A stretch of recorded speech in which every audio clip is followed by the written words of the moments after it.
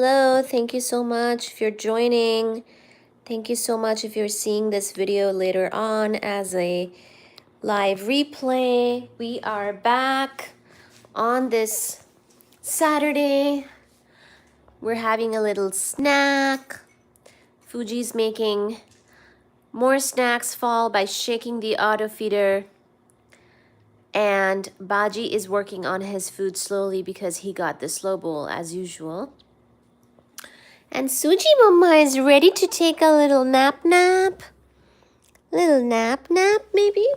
She was actually taking a nap. And let me put this on here and then share the live so that more people can see that we are joining. We're joining. How is everybody doing?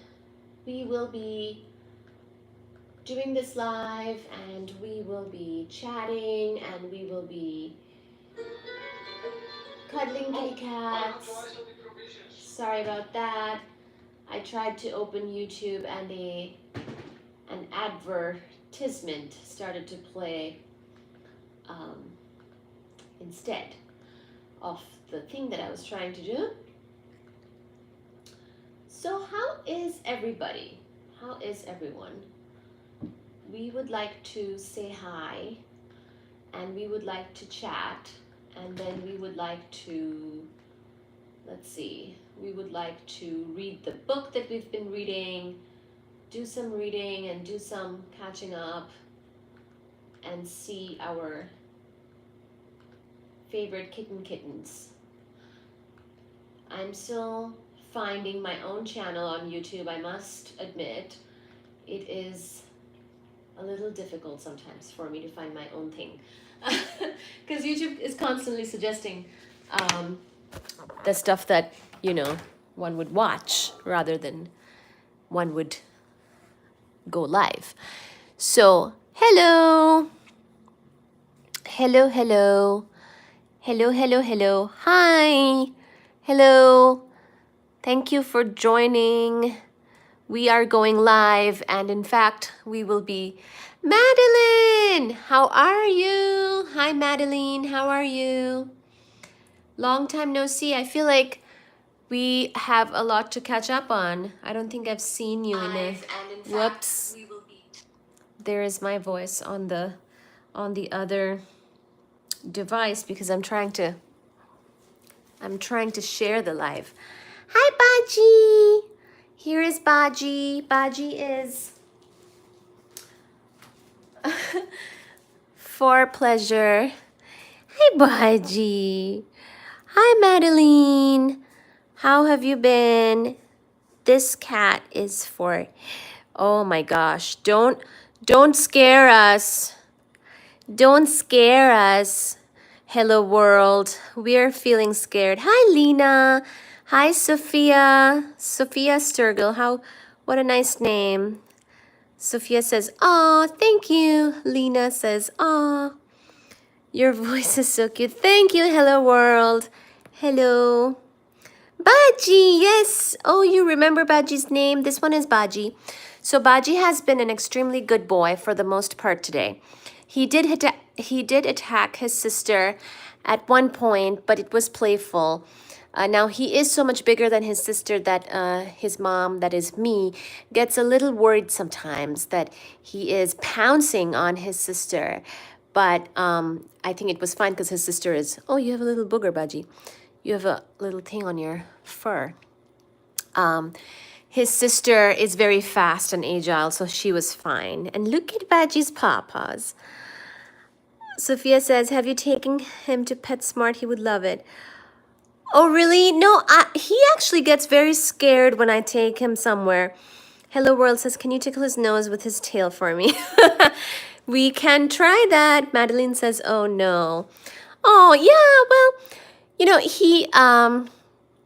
he loves to, you know, he loves love. First of all, he likes attention from everybody, like his siblings, me, you. Everybody's love is very much appreciated by Baji, but he actually becomes very scared. So he's more like a dog when he is in his safe surroundings. Like he's very, you know, he's very loving and playful and whatnot. But actually, when he goes out of his comfort zone, like when he is taken to the vet or he's in the car, he actually becomes very scared, very scared. You're so scared. He's good, becomes very scared. Demon Slayer, yes.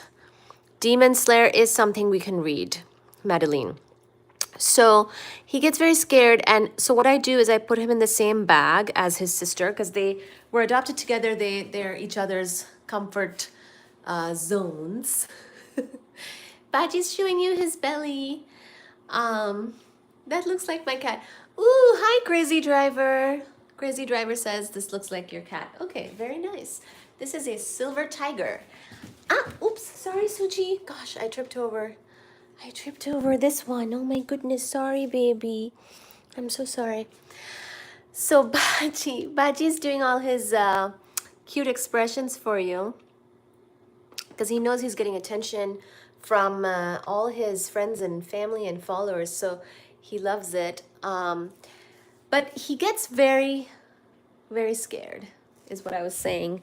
His sister also gets very scared, but they give each other company in the car. And then Baji almost like becomes the same as the bag. Like he goes so deep underneath, like he is almost invisible. He makes himself almost invisible. I showed my cat laying down and being chilled to AI in real time, and the AI knew that cat was happy. Scary. Yeah. Mine is the same one. Oh, wow. Lena says, I love cats. Yes, we love cats. Thank you for being here, Lena, and Crazy Driver, and Hello World, and Madeline, and everyone. Chime in the chat so I know you're in the chat, and, say hi. Feel free to chat. Smell the belly for me. He's a little high up right now, so he might not let me at the moment. He's kind of like relaxing. So I did give him a belly kiss earlier today. Earlier today, he came up to my bedroom and he was on the stairs, and we were playing a game of peekaboo.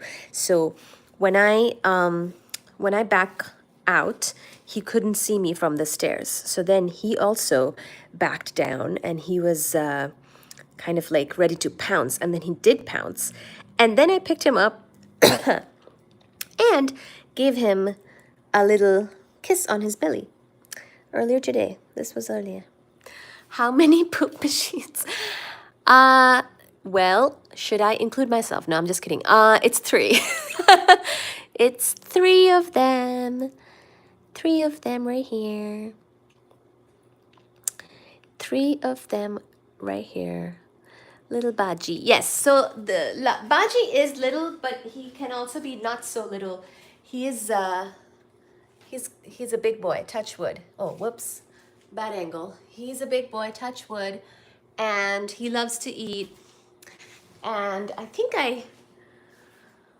Suji has gone upstairs. Hi, Baji. You're getting so much attention today. So I think last weekend, Baji was asleep throughout my live. And so Suji was the one that we saw more of. So this time I'm making sure everyone gets enough of Baji. Enough of Baji time. Baji! Baji, what did you do? Did you do anything illegal today? Show your kitty. This is it. This is Baji right here. Suji went upstairs. And you might see more. It's a surprise. It's a surprise, the number of kitty cats we may or may not have. It's a surprise. Baji. So, Fairy says, haha, can you show? Yes. You'll see. I mean, it's, you guys know. Oh, there's Suji. Hi, Suji Mama. Hi, Swatchy Mama. So this one is the precise huntress who kills for sport, and she killed a mouse and brought it to me and claimed full ownership. She didn't want me to think it was any of the boys who killed the cat, not the cat, sorry, the mouse. She is the littlest one. She's the only girl, and she is also the best huntress, and very, very agile, independent, but also extremely loving. So It's so cute watching cats. Oh, thank you, Lena. We really appreciate your support. So yeah, we do kitty cats. We catch up with the kitty cats, and then we also read from a book sometimes, actually. So the kitty cats like to hear my voice. Sometimes people like to hear my voice too, but especially the kitty cats.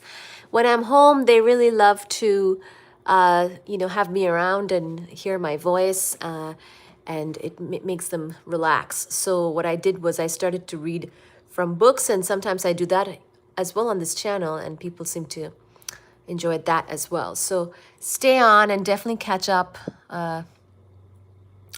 with us on the live.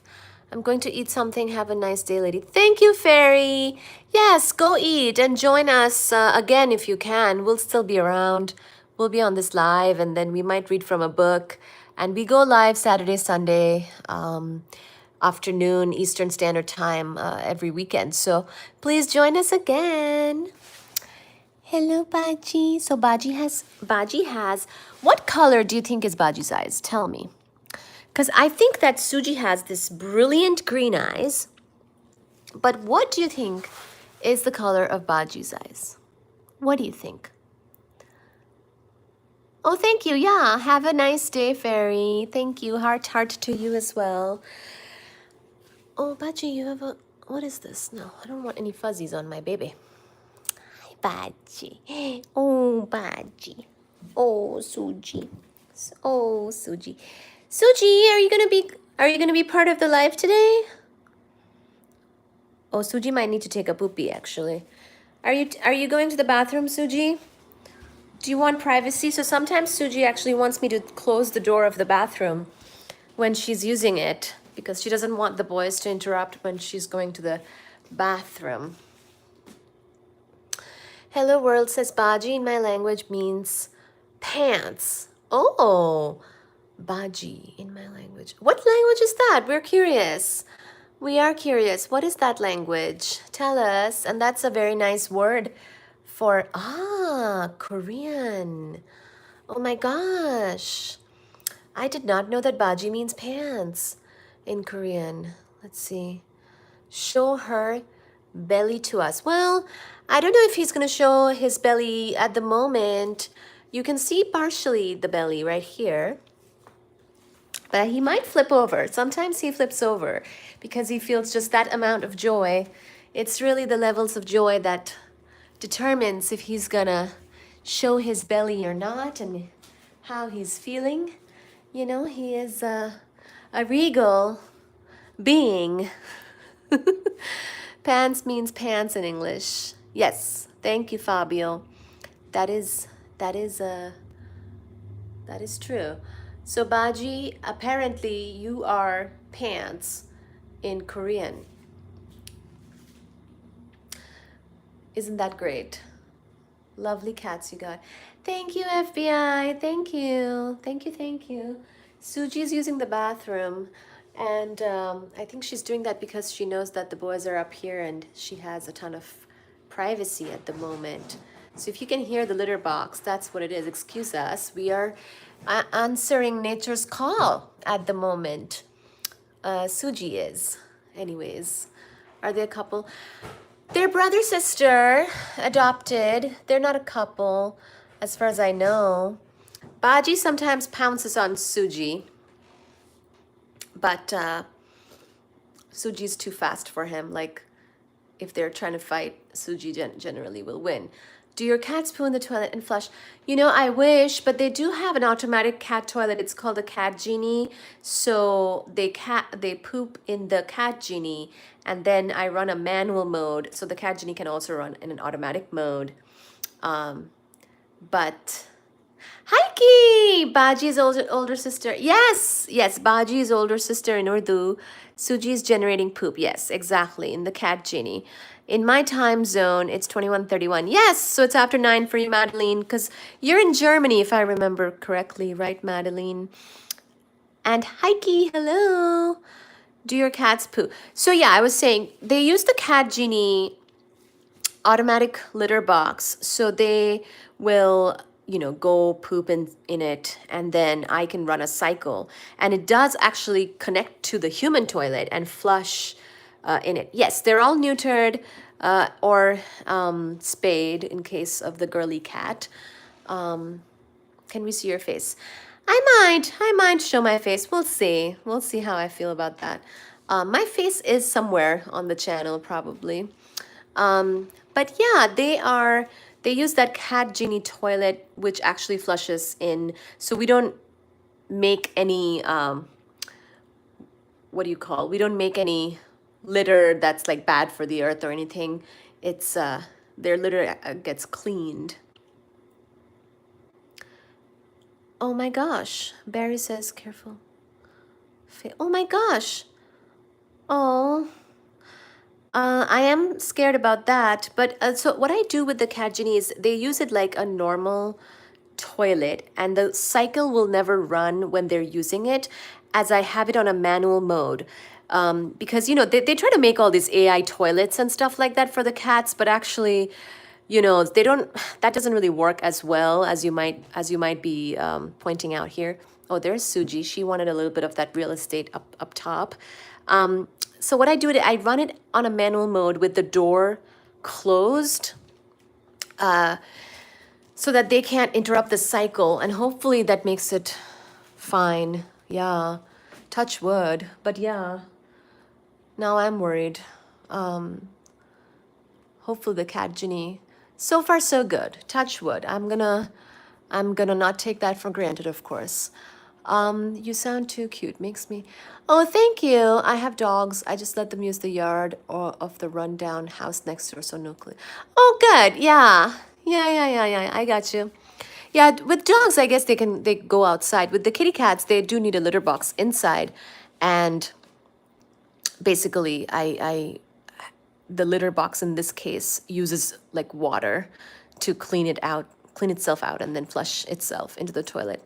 Does neutering hurt them? Yeah, I think neutering for the boys is not too bad. It's a little bit of a snip kind of surgery when they're very young. I do think that they cannot be super young. They have to be at least, I believe, 11 weeks, but don't quote me. I think it's something like that. So when they are, not super young but old enough, they get neutered or spayed. So the earlier the better. I think it is worse if they're, much older than that. So around 11, 12 weeks, I believe they want to neuter them. And all the rescues and adoption shelters, like they have this process super duper down, and they will know exactly what to do. So all of these kitty cats were neutered or spayed at the right time. I think for the boy cats, it's really not a big deal, but for the girl cat, yeah. So for Suji, it might have hurt, which is sad. Oh, look at her. She's doing a little hunting. Yes, they cut off their balls. Well, I don't know if they cut off their, they don't really cut off their balls. I think it's literally like a, little snip thing so that something is, But anyway, perhaps I should do more homework on that and get the right verbiage down before I talk about that. Do you remember my dogs? Madeline, I don't know if I've seen your dogs. Have I seen your dogs? Hi guys, new subscriber. Hi, love our toy pups. Thank you so much. Thank you for liking the live, and thank you for joining. It's vasectomy and tubectomy for cats. I think you're right. Yes, exactly. It's basically exactly. Like the physical things are still there, but there is something been snipped so that they cannot reproduce. Yes, 11 likes, how cool. Oh, thank you, Lena. Do I have 11 likes? Someone might need to like it for it to be 11. I'm seeing 10, but maybe I'm wrong. Baji. Anyway, guys, we're almost at 34,000. Can you support? Yes, after the live, I certainly will. Check out your channel. I think I can see. So if you have Do you have moderators? I don't at the moment. You can moderate if you'd like. Love our toy pups. Do they get more aggressive? No, no, they don't get more aggressive. I believe they get, I mean, first of all, these kitty cats are so sweet and innocent. They were never really aggressive. Um, yes, go ahead. I'll let you. Yes. There you go. I made you a moderator. Love our toy pups. Thank you so much for offering. Um, thank you for modding. Thank you for modding. I love your content. Thank you. You would touch my name. Yes. Thank you. Yes, I just modded you up. I did figure out how to do that. Ooh, we're at 10. 10 people and 10 likes. Unless I'm seeing it wrong. Thank you so much. I'll share the live. Thank you. Thank you. Love our toy pops. Thank you for sharing the live. I'll have to check out your channel too after the live. And then for sure, I'm going to go check your live out. And maybe I can mod for you sometime. Thank you so much. I'll share the live. Thank you. Thank you, Madeline. You said I love your content and I love those flowers. We'd love to be. So yeah, as I was saying, they don't get more aggressive. If anything, they basically, when they are spayed or neutered, they kind of stay, in my mind, they kind of stay kittens forever, you know, like they don't really, I feel like they have their little baby selves forever, and they basically just, they can't reproduce. So that's about it. They get to just have a nice fun-free life. Like Suji will not have to worry about, you know, or none of them will have to worry about being a mom, especially not Baji, because Baji is a boy kitty. I hear, oh gosh, yeah, Barry. I don't know if you're talking about like a different kind of litter box. I bought the Cat Genie through the, you know, the company that makes Cat Genie, not through Amazon. But yeah, you're right that there are more types of. Oh, hi, Madeline. I see it. Oh, nice. Lots of flowers. Lots of flowers for you, Baji. Lots of flowers for you. Boop the snoot. Here's a boopity doopity doop. Here's a little boop boop and a snoot snoot. Be careful. Thank you, Barry. Yes, you know what?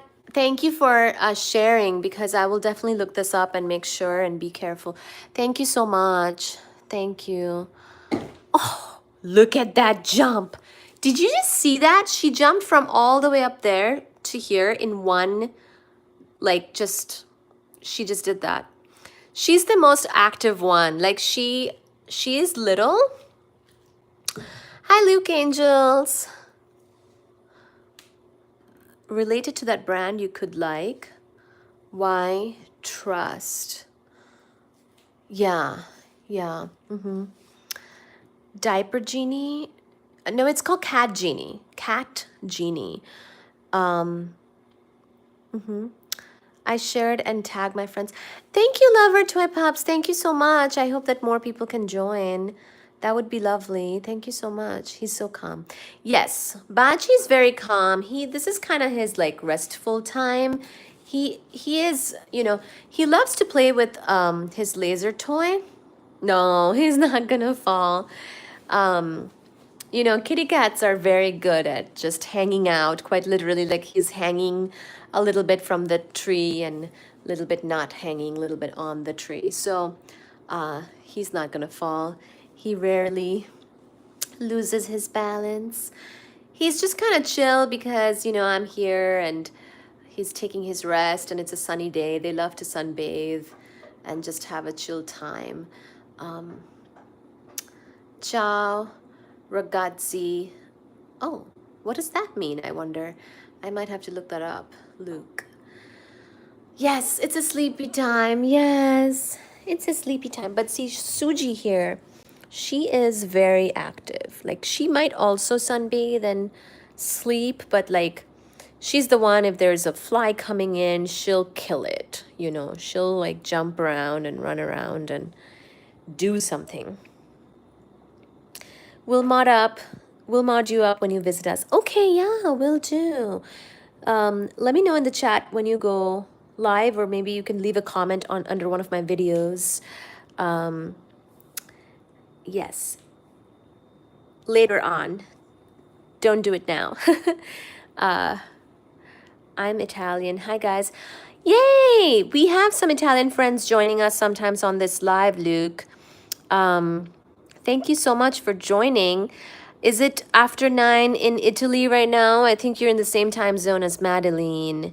So, and you know, I'm holding the phone right now, but otherwise I would look up what ragazzi means. What does ragazzi mean, Luke? I think ciao means hi or bye, but I am still learning a few words of Italian to be able to understand what people say sometimes. It's a very sweet language. I love it. And I loved when I visited Italy. It was very, very nice. Boys. Ah. Ciao, boys. I see. I do see. Oh, thank you. Thank you for the emojis. Love our toy pups. Here's a kitty cat. Here's Suji. She's in a very special spot right now. I think she is in the type of spot where she is ready to hunt. She's ready to nap. She's ready to play. She's ready to hear mom read a book. This is what she does. This is what she's, yeah. Oh, thank you, Daly. She's very pretty. Thank you. Yeah, I think so. I think so. She is, she has a lot of dark coloring on her, which I really like. I think that's a pretty color. And then she has a lighter belly, and she has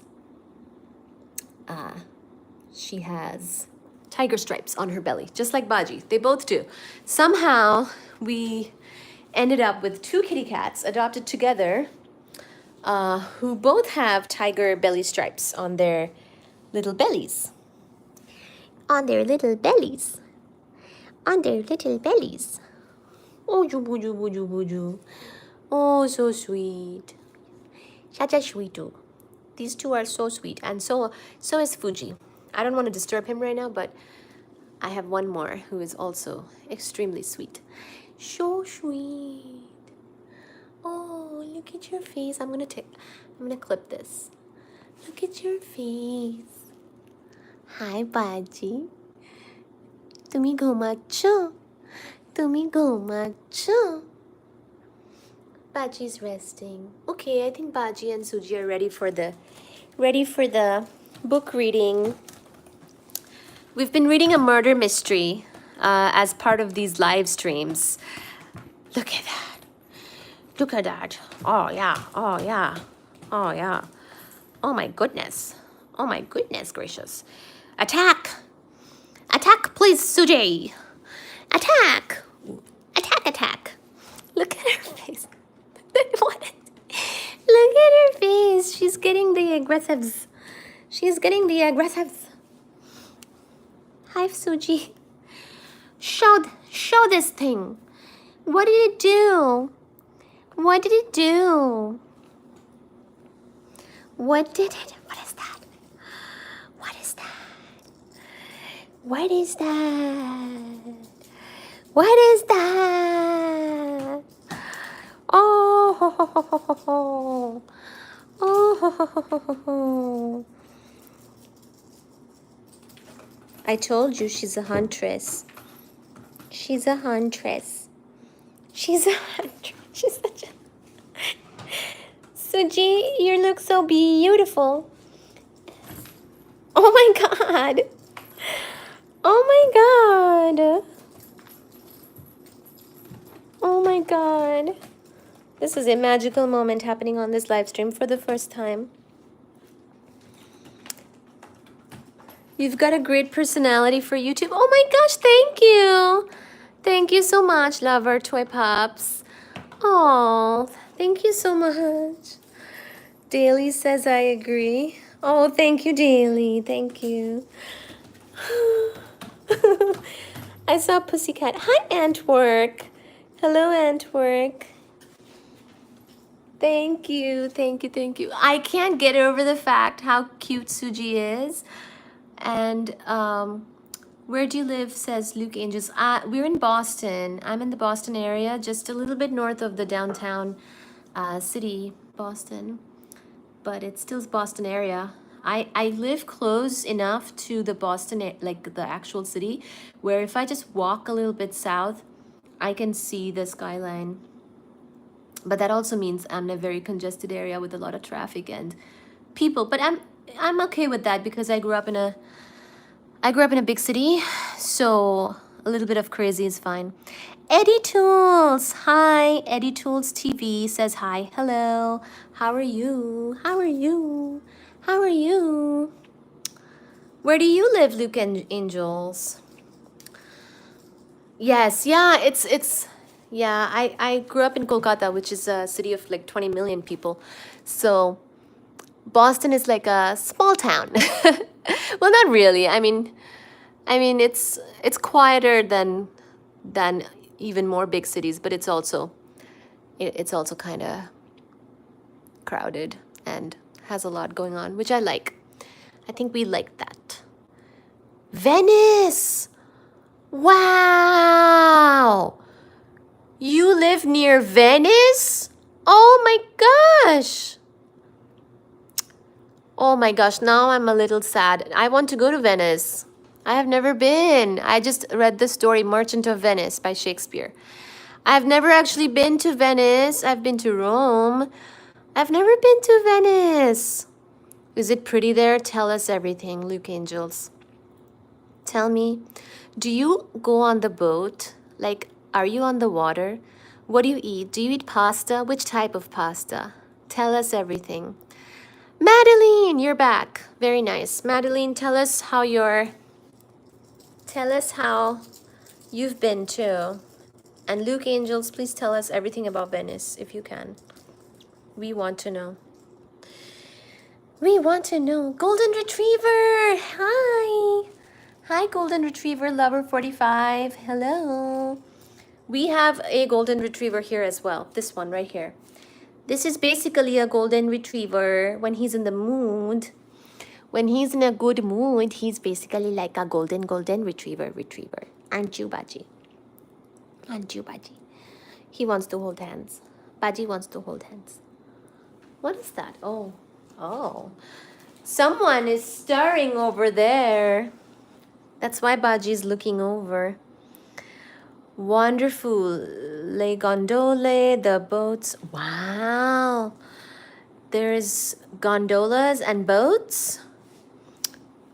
I cannot wait to come to Venice then, Luke Angels. I cannot wait. Wow.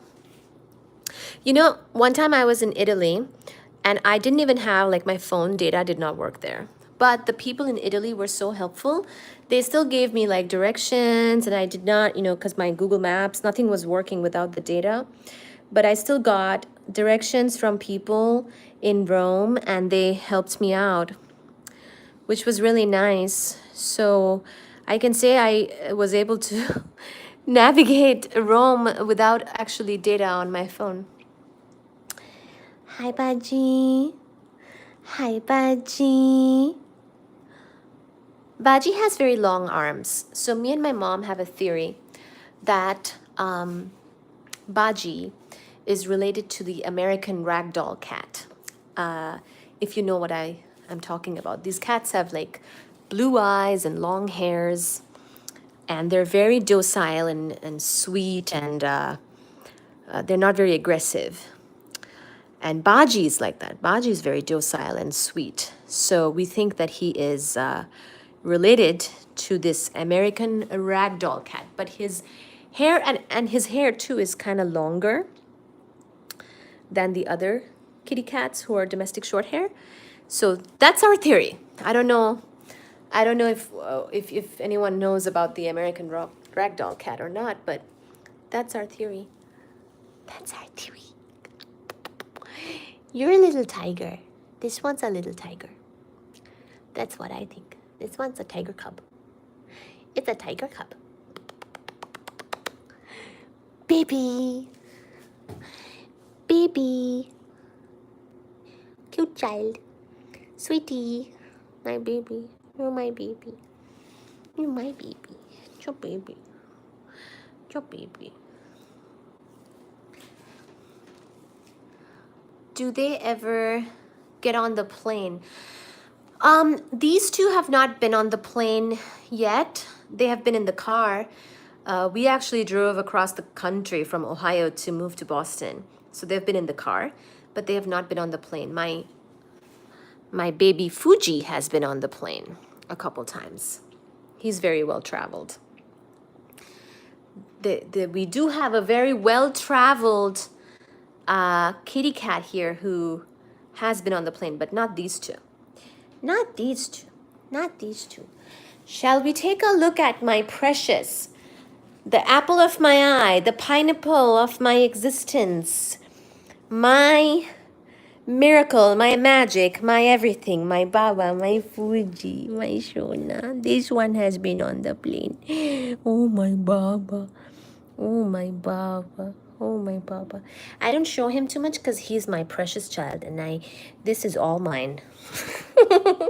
He's all mine. He's all mine. Baby. Baby. And he's resting. He's resting. He's resting. He's resting. He loves this, the sunlight that is coming. He's sunbathing. He's sunbathing.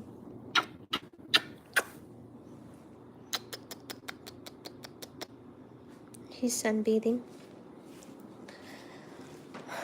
My Baba. And these two Babas are also sunbathing. Look at how they're... What is with the arm hanging? What is with the arm hanging? Bye-bye, friends. Meow. A kiss from Italy. Thank you, Luke. Thank you so much for joining. Bye-bye. See you tomorrow. See you next time. If you can join tomorrow, that would be great. We go live again tomorrow around 1:30 p.m. EST. So around the same time, a little bit earlier, and around now, we will be live again tomorrow. Please do join us then. We loved having you. Yay! Yes, beer. I see. Well, I thought Italians liked wine more. Do they like beer?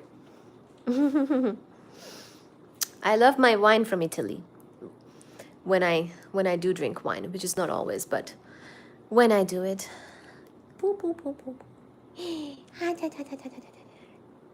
Baji, are you ready for story time?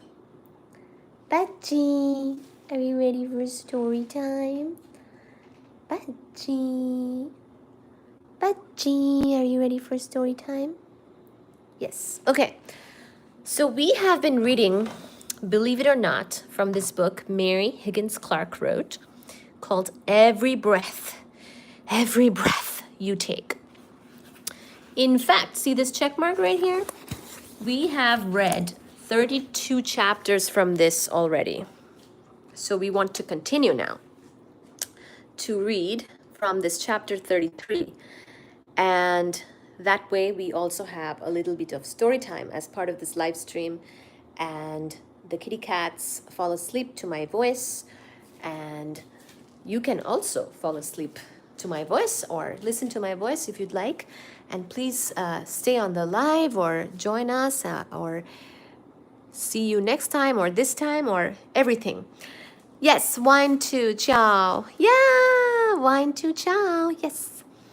So we will start reading where we left off. And I believe my friend Heike here does the timestamps on the video and he might be around as well to do that. So chapter 33. So remember last time as part of this mystery book, there was this lady who died, who was killed. She was apparently thrown from the building, from a museum's sort of like height, and she was killed, and there's a bunch of suspects, and then some people are now starting to investigate that murder. And she had an assistant called Penny, And this Penny might have been having an affair with somebody in that family. It could be the son, or it could be even the dead woman's boyfriend. So we actually don't know who this affair was with. And we will continue to read, and we will continue to find out about the different murder suspects of this very rich lady's murder, and continue there. Okay, chapter 33. Now that Penny had Lori Moran on the phone, she wasn't entirely sure what to say to her. She didn't want to sound too eager to be involved in the production. Miss Moran, I'm calling because I read in the Post that you're working on a special about the murder of Virginia Wakeling. I'm afraid I can't confirm that. Penny had already heard from one of the participants on the show that it was happening, but she couldn't show her cards. On the other hand, she could imagine the producer being wary of disclosing details over the phone. For all Lori Moran knew, Penny wasn't actually Penny. She could be a reporter seeking information.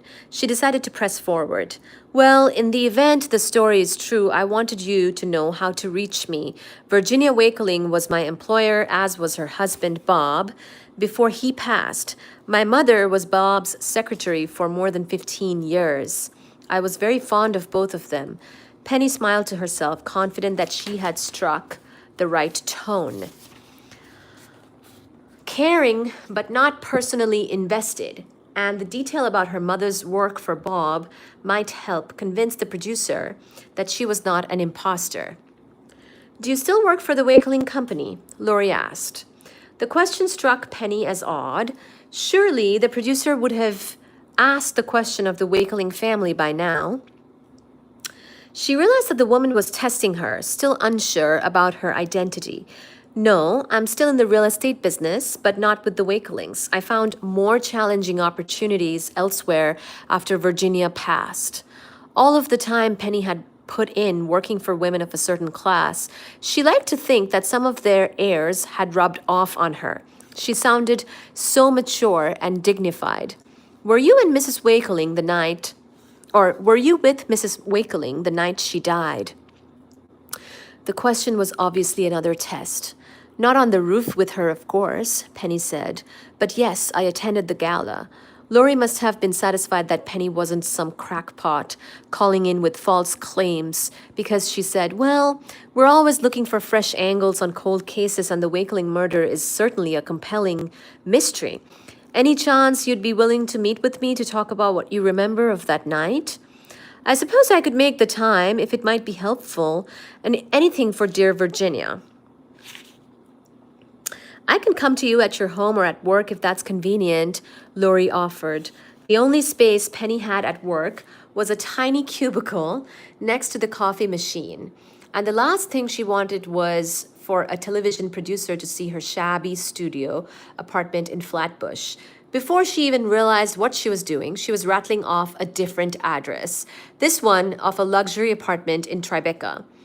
Or, you know what, I don't want to trouble you to come all the way downtown, Penny offered. I'll go to your office. It's no trouble, Lori said. You're doing me a favor, Penny. The least I can do is save you a trip. What would be a good time for you? It's short notice, but I'm free this afternoon and this evening. Penny held the phone away from her ear and used her thumb to flip quickly through her calendar, and then returned to the conversation. Sorry, but I'm all booked up today. I can meet you at my apartment tomorrow at 1:30. How does that sound? 1:30 tomorrow. Perfect, Lori said. They exchanged cell phone numbers in case either of them was running late. As Penny hung up, she prayed that Lori ran right on schedule. The apartment's owner would be gone tomorrow afternoon from 1 until 5, and Penny had already arranged for the buyer to arrive at 3 o'clock with her contractor to take measurements needed for a planned remodel. They'd have to speak quickly. Oh my gosh, so Penny's like pretending to be in some apartment that like she doesn't actually own, but she's in the real estate business, so she has access to different apartments. Goodness, okay. So people, sometimes pretend. Okay. We will now go to chapter 34. We just finished chapter 33, actually. Heike, my friend. Lori had just hung up the phone when she noticed Ryan lingering in her doorway. She waved him in. "What's up? I just got back from Punch, where I spoke to Ivan in person. Consider him properly chastised. He won't be talking about the show to his clients or anyone else for that matter." "Thanks. Did he say anything more about who Penny's mystery boyfriend might have been?" He shook his head. He said he never noticed any kind of flirtation between Penny and either Carter or Peter. His initial reaction was to remind me that Tiffany came across like a crackpot with a wild imagination. "She was eccentric," Lori said, "but she had a distinct memory of Penny saying something about her maybe being involved with someone in the family. I see no reason for Tiffany to lie about that." "Fair enough. I did press Ivan on it, and he certainly conceded the possibility. He said Carter was the more likely of the two, since he was always dating around. He said he'd never heard a word about Peter being unfaithful to Anna, but he also said it wouldn't surprise him if Peter got tired of being, quote, bossed around by Queen Anna." "Another thought dawned on me after you left," Lori said. "What if Tiffany was talking about Ivan?" "That doesn't make any sense. The entire reason Ivan named her as a suspect was because Penny didn't take his side after Virginia was killed. Maybe she didn't take his side because she didn't want the family to know she was seeing Ivan behind her boss's back." Lori was thinking out loud now, the way she used to with Alex, or she could have suspected Ivan after the fact and tried to keep her distance. Then why did Ivan point us toward Penny? When she had these brainstorming sessions with Alex, each of them would build on the other's observations, getting closer and closer to the truth. But with Ryan, every statement felt like an argument, as if his immediate instinct was to shut down her ideas. "He didn't point us to Penny," Lori said. "Not really. He gave her to us as an alternative suspect, but didn't tell us where to find her. Speaking of which, I heard you call whoever was on the phone by the name Penny. So you found her?" "She contacted me, actually. She saw the write-up in page 6. So Ivan helped us after all." "Accidentally, yes. You're meeting her tomorrow at 1:30? Lori made a mental note to start closing her door during phone calls. "Yes, at her apartment down in Tribeca." "Great. I'm free. I'll swing by here at 1. We can take my car." Whew. Okay, so Ryan is making himself very involved in all of this. So this is 35. Chapter 34 now done. We're going to move to chapter 35. That afternoon, Lori sat alone at her conference table, studying the binder she had received from Detective Johnny Hahn. Specifically, she was looking at photographs taken of the exhibit space that night after Virginia Wakeling's body had been discovered in the snow behind the museum. Technically, the costume exhibit being celebrated at that night's gala wasn't an actual crime scene. Whatever caused Virginia to fall to her death had happened on the museum's roof. Goodness gracious. But by all accounts, an alarm had gone off inside the Fashion of First Ladies exhibit just minutes before Virginia was found. Was it a coincidence? Possibly, but it was also possible that someone had triggered the alarm to divert security to one area of the museum while Virginia's killer or killers followed her upstairs. What was bothering Lori was the location of the alarm that was triggered. According to the investigation that night, the museum's security department told police that the alarm was set off in Gallery C of the exhibit. Looking at photographs, Lori saw that Gallery C was a large open room with 2 rows of mannequins positioned on either side with a wide aisle in between for visitors to roam. The alarm that was triggered was set off when someone or something crossed a light beam protecting the display on the east side of the room. Without seeing the actual physical space, Lori was having a hard time visualizing the layout of the exhibit. However, according to its preface, the official book attempted to capture the exhibit as its curator intended. presenting the exhibit's contents in the same order they would have been encountered if the reader had walked through the galleries in person. Based on what Laurie inferred from the book, she believed that Gallery C was located roughly in the center of the exhibit. If she was correct, that would mean that it was not immediately adjacent to either the entrance to or exit from the exhibit. If you were trying to set off an alarm as a diversion, Laurie wondered, would you wander all the way to the middle of the gallery space? The decision struck her as strange. Her thoughts were interrupted by a light tap. Against her open door, she looked up to see Grace. Hey there, Laurie said. Do you have a second to talk? Grace asked. Of course. Come on in. All right, so that was chapter 35. We're going to start chapter 36 soon here. Give me 1 second. Let me go get a water. I will be right back. And then you can enjoy the kitty cats for a second here. Here is my mama. Here's my Suji mama with her cute face. You can watch her for a second here. Let me be right back. Hi, Fuji. Hi, Babo. Hi, baby. Oh, Fuji girl, are you sunbathing? Are you having a good time? Are you having a good time? Oh, baby. Good job, Fuji. Fuji's being a very good boy. Very good boy. Very good boy. Good boy.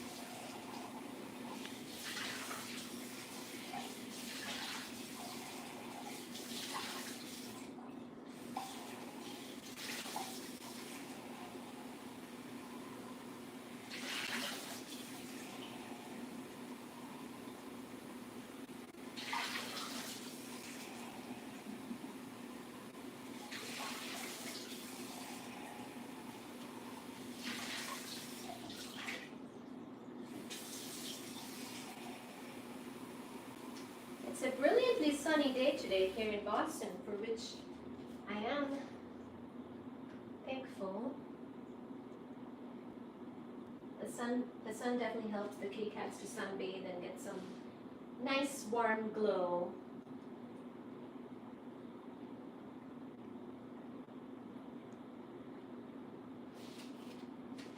Nice warm glow.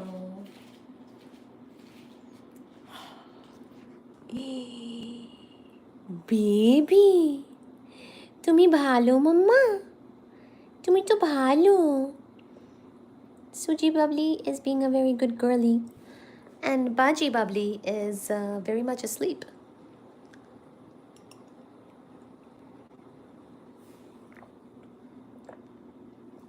I'm drinking a little water.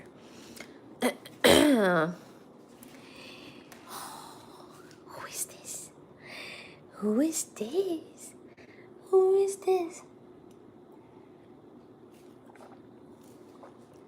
Nap, nap.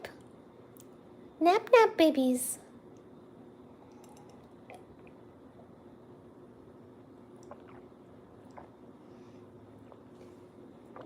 All right.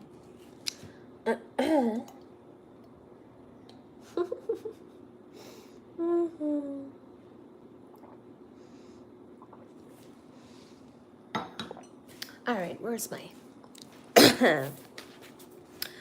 chapter 36? Grace, always so confident, appeared tentative as she walked over to her usual spot on the white leather sofa.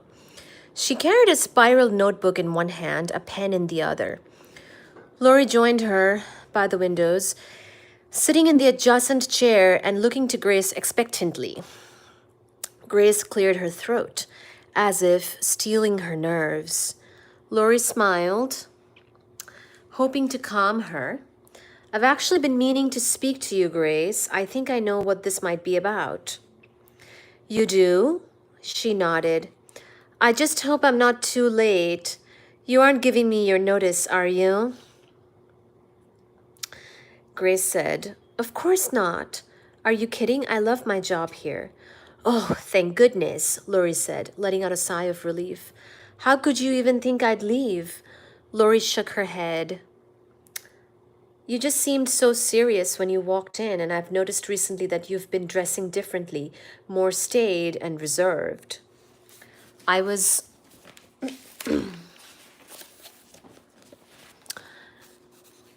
only half joking when I said I was worried you might be going out on job interviews. No, the thought never even crossed my mind. I can't tell you how happy I am to hear that. I really don't know what I'd do without you, Grace, so what did you want to talk to me about? Remember how yesterday morning Jerry said he wished we had access to some of the dresses from the First Lady's exhibit at the museum? Yes. Well, I couldn't stop thinking about how excited he was about the idea, so I started looking up information about where the dresses came from. According to the head of security at the Metropolitan Museum, the dresses weren't a part of their permanent collection. Most came from presidential libraries and other museums. I know, but that's not all of them. A few came from private collectors, so I started researching what I could find out about those people. One of them is a guy named Gerard Bennington. The name did not ring a bell to Lori. And who is Gerard Bennington? Quite the character from what I can tell. He's a renowned fashion photographer. He's a regular in the front row at Fashion Week and is friends with all the snazzy tastemakers. He also fancies himself a talented vocalist. He even auditioned 2 years ago for Find a Star. Find a Star was a talent show produced by Fisher Blake Studios after launching the careers of 3 Grammy Award-winning pop artists. The show's popularity had waned in the last few years. Okay, sorry. Lori's understanding from Blake was that the show was still a money earner for the studio because of all the product placements. I wonder if he still owns the dresses. That's why I wanted to talk to you. I hope you don't mind, but I took the initiative. I got his number from one of the production assistants on Find a Star and called him. He has 2 dresses that he lent to the museum for the exhibit. One was Jacqueline Kennedy's, the other belonged to Betty Ford. Is there any chance he'd allow us to use them for our production? Jerry would be thrilled. I already asked him, and I'm really sorry, Lori, but he had seen the page 6 piece. When I told him I was calling from our show, he immediately realized that I was calling about Virginia Wakeling case. He says we can use the dresses as long as he gets his name in the credits and at least 1 minute of airtime. He attended the party that night, so he could either talk about the dresses themselves or the atmosphere at the museum after Virginia's body was found. That should be doable. A few words from an objective guest who was there that night would add some color, actually. Grace held up her pen to indicate they weren't quite finished yet. He had one more condition, she added sheepishly. Should I be scared? Grace let out a chuckle. No, but the producers of Find a Star might be. Gerard would like a second shot at stardom. Another audition? Grace nodded. Lori was friendly with the show's executive producer and was confident she could gain his cooperation.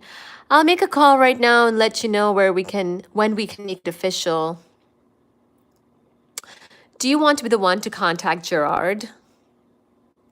Lori noticed that this was the second time Grace had used the man's first name. She had a way with people, that much was certain. Eventually, when it's time to begin interviews. But why don't you remain his contact person for all the details? You're obviously doing a great job so far. Grace's smile lit up her heart-shaped face. Thank you, Lori. No, thank you, Grace. Those dresses will elevate the production quality of the show. Grace was about to stand, but Lori wanted to say one more thing. You know how much we value you here, don't you, Grace? I think so. You said something last week about your sister suggesting you'd be perceived differently if you changed your wardrobe. Is that why you've been dressing differently? You don't think you're taken seriously? Grace shrugged, and Lori felt a pang of guilt for making Grace uncomfortable. Well, for what it's worth, Lori, you could wear a pink tutu and bunny slippers for all I care. You are all kinds of serious, and anyone paying attention can see that. Grace walked out of her office with an extra bounce in her step. Lori made a mental note to look at her budget to make room for a much-deserved pay raise. Aw, I wish my boss was like that. Oh wait, I am my own boss now. I should give myself a raise. All right, that was chapter 36, my friends. Let me start chapter 37 next. Oh, look at Baji. He's cuddling with his own arm. You're so cuddly. Let me clip that. You're so cuddly. Baji's a cuddly baby. Look at him. Whenever he knows he's getting attention, he cuddles even more. He becomes even more snuggly. So snuggly. Kitties are sleeping and snuggly. So cozy. So cozy. Oh my goodness. He's hiding his face from the sun with his own hand.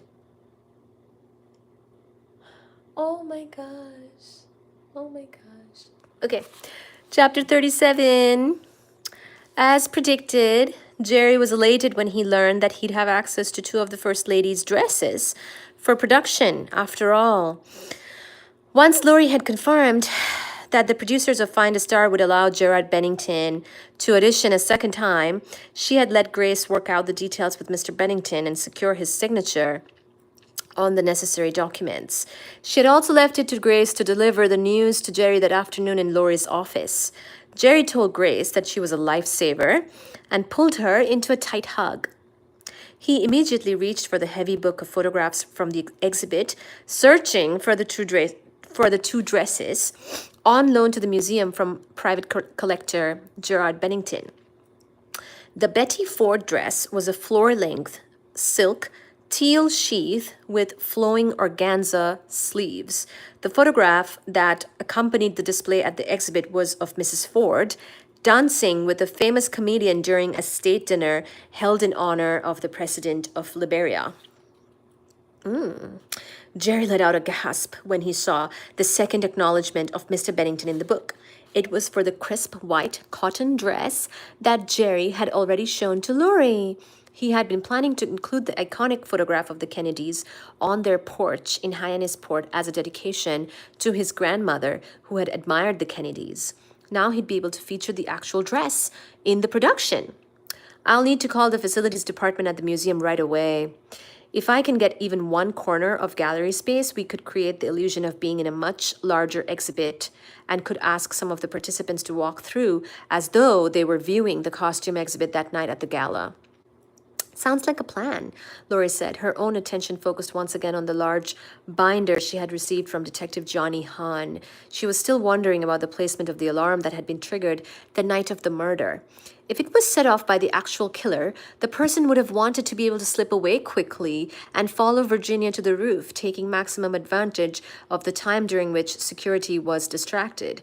Even if an accomplice had been the one to set off the alarm, Lori believed the natural instinct would have been to select a location near the exhibit's entrance or exit so the accomplice could escape more quickly and easily.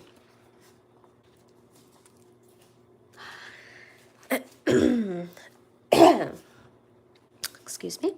She looked again at the photographs of the east side of Gallery C, the area that was apparently trespassed. One of the dresses on display there was the white cotton dress that Gerard Bennington had lent to the museum. Lori found herself smiling with pride. Grace had worked a miracle getting access to 2 historic dresses, and Jerry was at his planning board, both looking as excited as Lori had ever seen them. They were as invested in the show as she was. Oh. As her eyes moved from Jerry's planning board back to her own binder, she noticed a discrepancy between 2 images. Jerry, remind me again where you got all those photos you're using for planning. Oh, yes, he looks very boopable in that position. Yes, Triple K Mafia. They're almost all copied from that book Charlotte gave you. He walked over to the conference table, pulled the book from beneath a legal pad, and tapped the cover. It's practically my Bible these days. Including the photo of Mrs. Kennedy's white dress, she asked. That's from the same book? Uh-huh. And you said that the exhibition book would have been prepared before Virginia's murder, right? Definitely. They like to have the books available in the gift shop once the exhibit opens. Why? What's up? She rotated the binder in front of her to face him, and placed her finger on the photograph depicting the east side of Gallery C. Take a look. Jerry's eyes moved between the photograph in the binder, taken by the NYPD, and the photograph of the white dress for the official exhibit book. The dress looks exactly the same. The dress does, yes, Lori said in agreement. But look right here. With her fingertip, she drew an imaginary circle around the wrist of the mannequin. No bracelet. In the official exhibit photo, the dress was paired with a strand of pearls and a silver charm bracelet. By the time the police photographed Gallery C after Virginia Wakeling was killed, the bracelet was gone.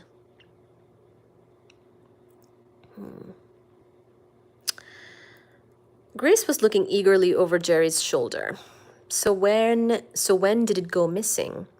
She asked. Jerry shrugged. Conceivably, it could have been any time between the production of this book and the night of the murder.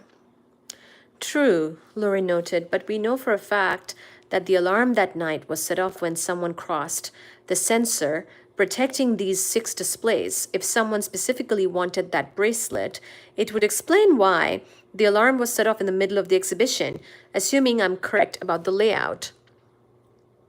So how do we find out for sure? Jerry asked. Lori knew that calling Sean Duncan, the current head of security at the museum, would be useless. According to the security department's incident reports from the night, nothing was out of place when security guards responded to the alarm. I know where we could start, she said. Grace, can you call your new friend, Mr. Bennington, and see if he has time to speak with us? Will do, she said. A few minutes later, she returned to Lori's office. He's driving back from his country house in Kent tonight, but said he'd be happy to meet you in the morning. He's coming here at 10. That would have to be soon enough. In the meantime, she knew at least one other person who had attended the gala that night who might be available. Lori used her cell phone to send a text message to Charlotte. Dad's taking Timmy to a Knicks game tonight. Take out at my place? Warning, I plan to pick your brain a bit.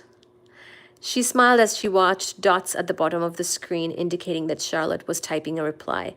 Sounds perfect, but these days I cannot promise anything useful will come out. 7 p.m.? I'll bring the wine. Lori typed a final message. See you soon. All right, that was chapter 37.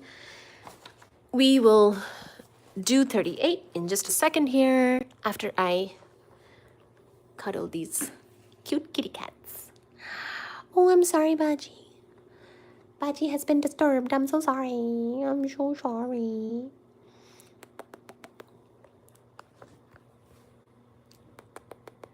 Hi.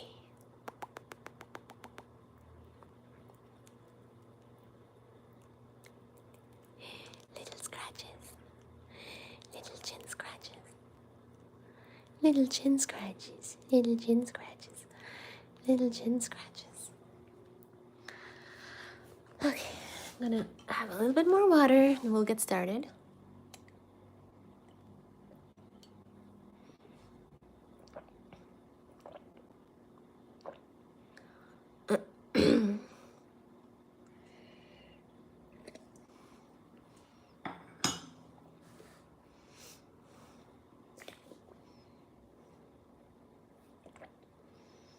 Mm-mm-mm.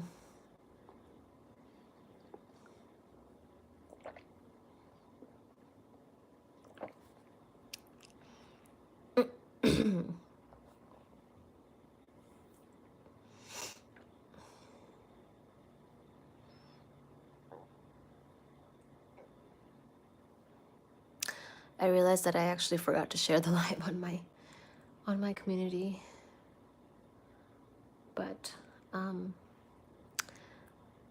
just did that right now.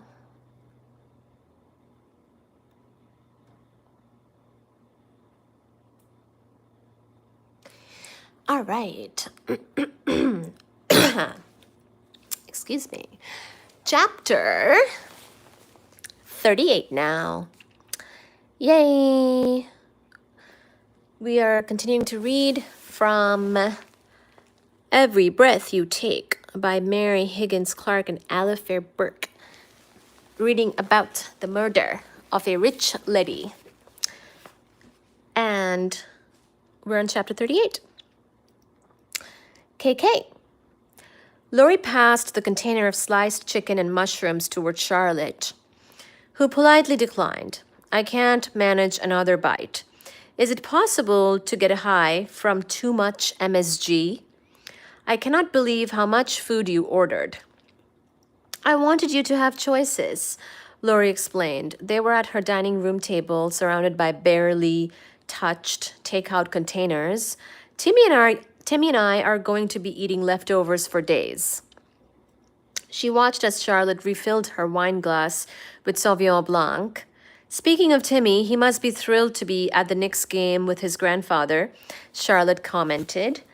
He loves it. I think he got a little spoiled last year with Alex's season tickets. Tonight's tickets are courtesy of one of Dad's cop friends. Not courtside like Alex's, but it beats the television. Charlotte took a sip of her wine and then asked quietly, So have you spoken to Alex at all since I saw you at Brasserie Ruhlmann?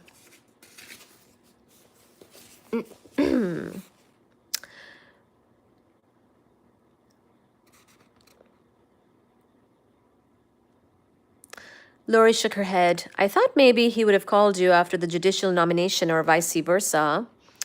No, he didn't call me, and I don't think I should call him until I'm ready to give him some kind of grand gesture.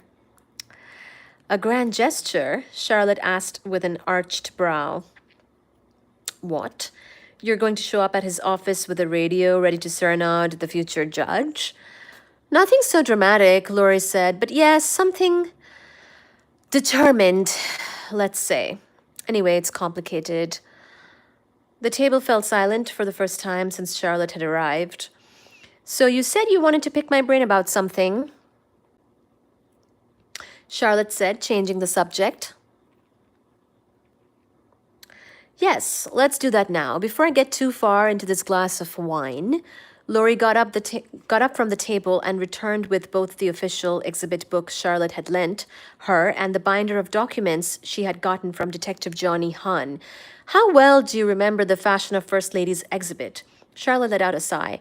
I can barely remember what I had for breakfast these days. That was 3 years ago, and I just did a quick walkthrough before the gala.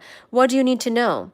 Lori pushed aside enough takeout containers to make room to open her 2 books. She showed Charlotte the 2 photographs of the mannequin in Jacqueline Kennedy's white cotton dress. I would wear that today, Charlotte said. Maybe I should do a knockoff for Lady Farm's new weekend lounging collection.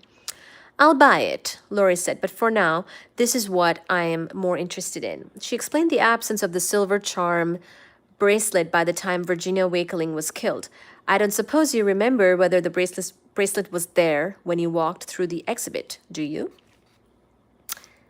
Hi, Paula. Hi. Let me say hi to my friend. How are you, my friend? I am good. We're doing our reading. How are you doing? How's everything?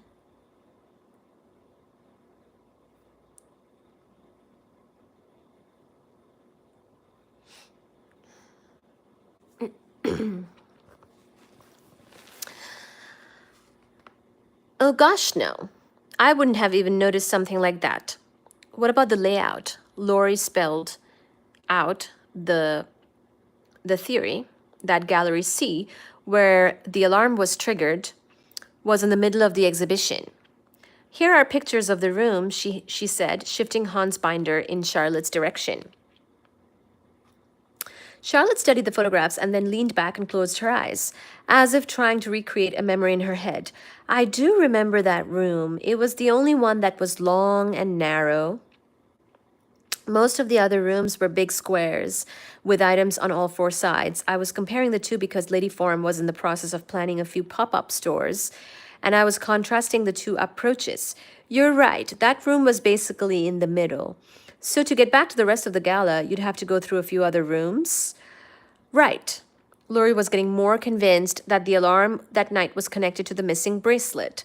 What she couldn't figure out was how either one of them was connected to Virginia Wakeling's murder. She was thinking aloud to Charlotte as they carried the takeout containers into the kitchen. There is one troubling fact that I cannot ignore, she said. The NYPD homicide detective told me that he heard a rumor that the security guard assigned to Virginia that night, Marco Nelson, was fired because of suspicions that he was stealing high-end merchandise from the gift shop. So you think Sticky Fingers may have stolen that bracelet while everyone else was working on the gala? Maybe. But as a security guard, wouldn't he have been able to turn off the sensor? Or step over it, or sneak under it, or something? I'm not sure about that. I'd have to ask the Met how much individual security guards know about the placement of sensors. What are you doing? We are just chilling, Paula. We're reading. Can you hear my voice?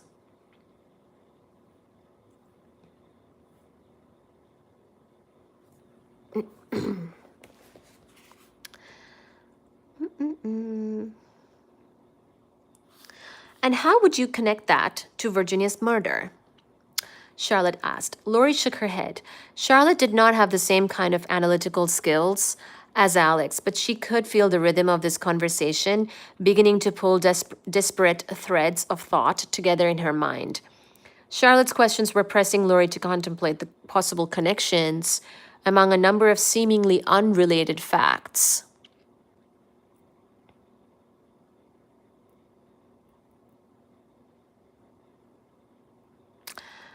If Virginia wanted to be alone, she might have wandered into the exhibit.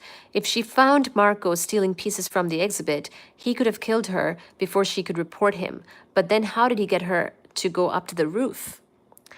Maybe that's why she was upset. Maybe she caught him and wanted to go up to the roof so she could decide what to do about it. The theory didn't sound right to Lori. She couldn't imagine a member of the Board of Trustees having the slightest hesitation to report a security guard caught stealing something from an exhibit. He could have given her a story to buy himself time, Lori said. Maybe he told her the director of security was up there or something. What I do know is that Marco Nelson was the only witness who told police that Virginia was upset that night, as if she had argued with someone. He was the one who said Virginia wanted to be alone. And if he's not telling the truth, that might change everything. I just know that when I call him, he'll have an excuse not to talk to me. Even if he's 100% innocent of anything related to Virginia's murder, he's not going to want his current employer to know that there are rumors that he was stealing from the Met. Who is his current employer? A private security company called the Armstrong firm. Lori had looked up Marco's LinkedIn profile after she first spoke to Sean Duncan at the museum. So I'll talk to him instead. Lady Firm may need to hire private security for our next fashion show. He comes in to interview with me, and you can be waiting there with some questions. I don't know, Charlotte. The last time you tried to help me at work, I almost got you killed. Just a few months ago, both of them had been held at gunpoint after Charlotte got too close to the truth in one of Lori's cases. First of all, you didn't do anything except come to my rescue. And second, a meeting in my office sounds like a fairly safe way to help you out. Lori considered the offer and realized it was the easiest way to get a face-to-face meeting with Marco Nelson. Great. Let's do it. I'll set it up in the morning and text you the details. All right, that was chapter 38. Now we're on 39. Oh, nice. I don't like it that much, says Paula.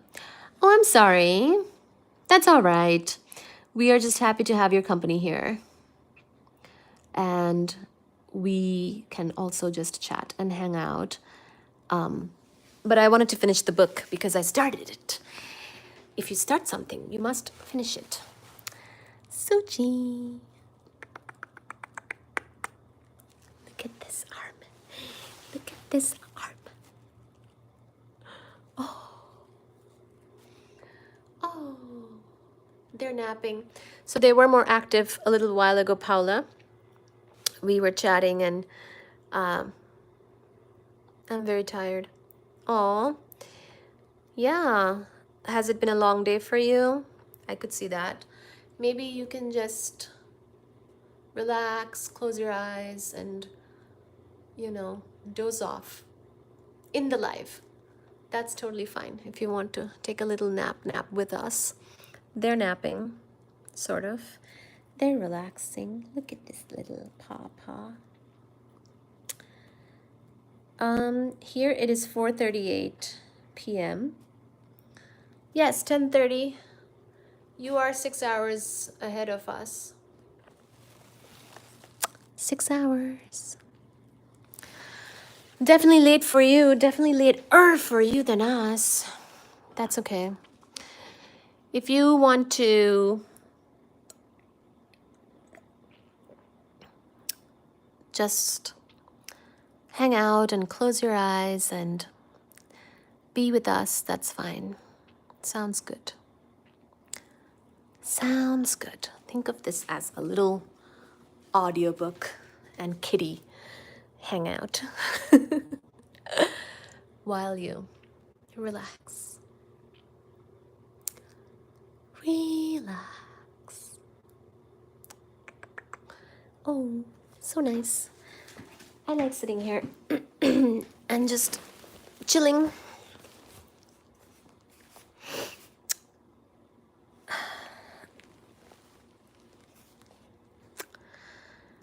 Okay, chapter 39. Leo watched from the stands at Madison Square Garden as the Knicks left the court and the cheerleaders rushed onto the floor.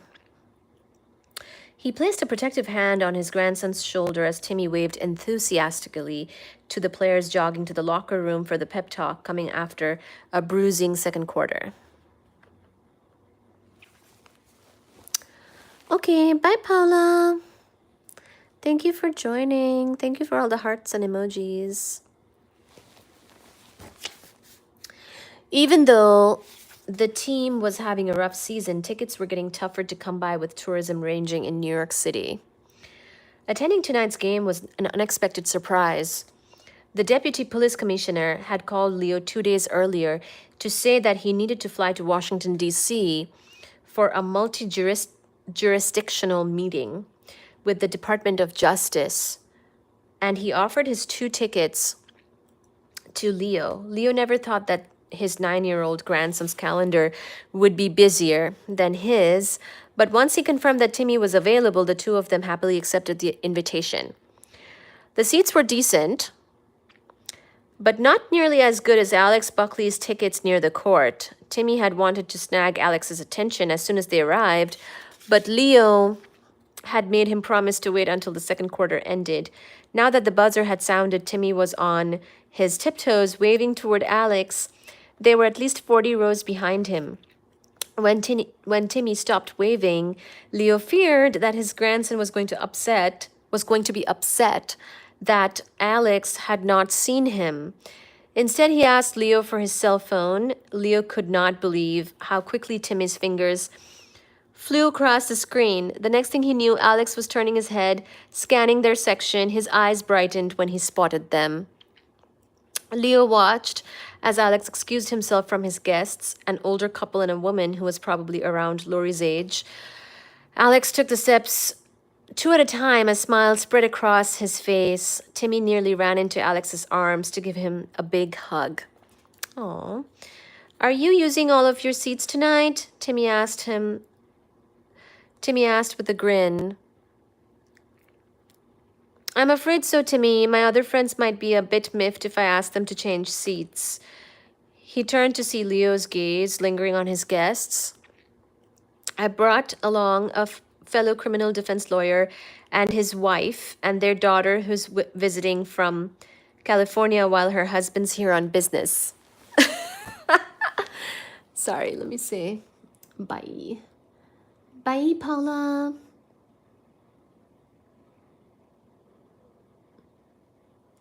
Hi, Fuji.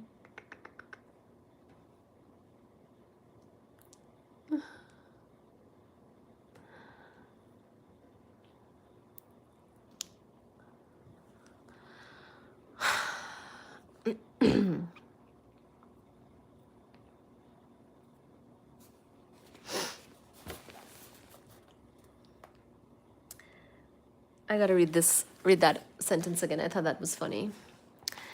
He turned to see Leo's gaze lingering on his guests. "I brought along a fellow criminal defense lawyer and his wife and their daughter who's visiting from California while her husband's here on business." Leo was certain that Alex wanted to make clear that he was not on a date. "We miss seeing you, Alex." Timmy peered up at Alex with wide brown eyes. "How come you haven't been over lately?" Leo placed an arm around Timmy. "You may have been on a school break, but the grown-ups get busy this time of year. Not to mention, Alex was nominated by the President of the United States to be a federal judge. It's one of the biggest honors a lawyer can have. His calendar is crowded." "That's awesome." Thanks, Alex," Alex said with a chuckle. "I think that's a good word to describe it. The only bummer is that I guess now you won't be going back to Mom's show.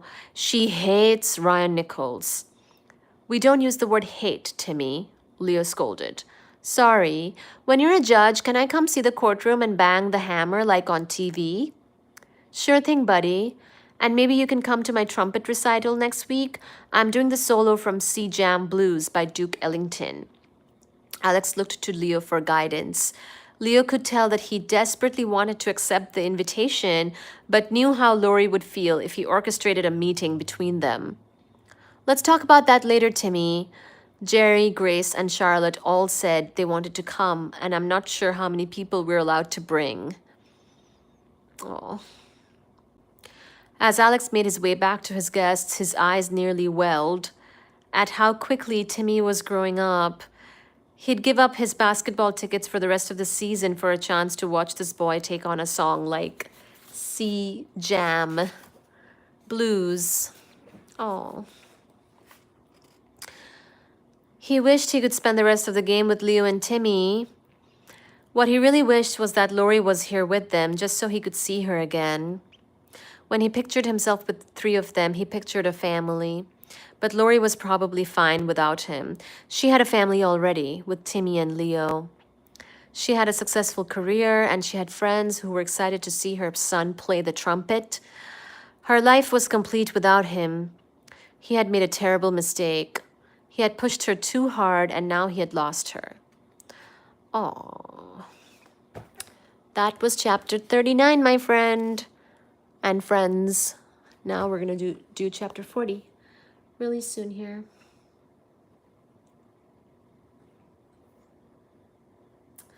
Thank you for being here. Thank you so much. Thank you for joining. Really appreciate everyone.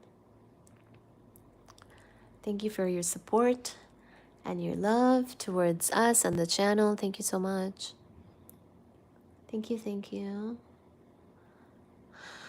Hope your day is going well. Hope you're rested and relaxed.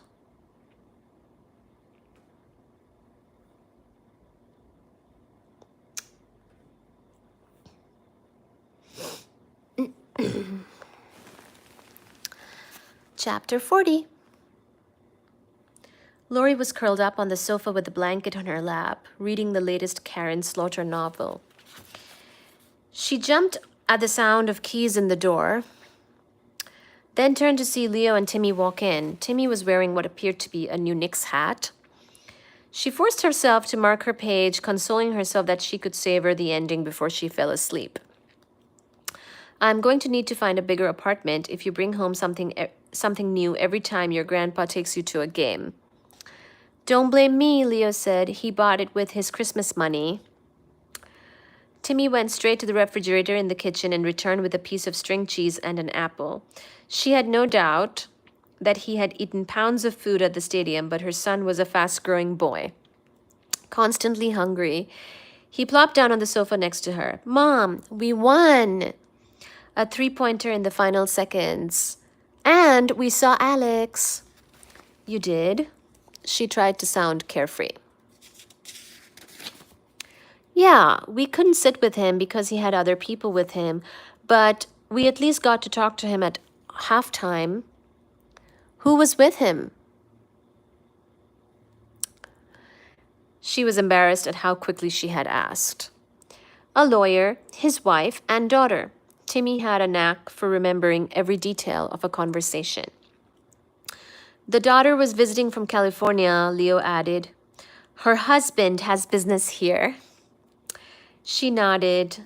Message received. Can we invite Alex to my recital next week? Timmy asked eagerly. I told him we already had 5 people coming, her father quickly said. He was offering her an out. I wasn't sure we could bring a 6th. Lori knew how much Alex would enjoy seeing the progress Timmy had made with his trumpet in the past 2 months. It would be such a convenient reason to call him. The night would be about Timmy, not the two of them.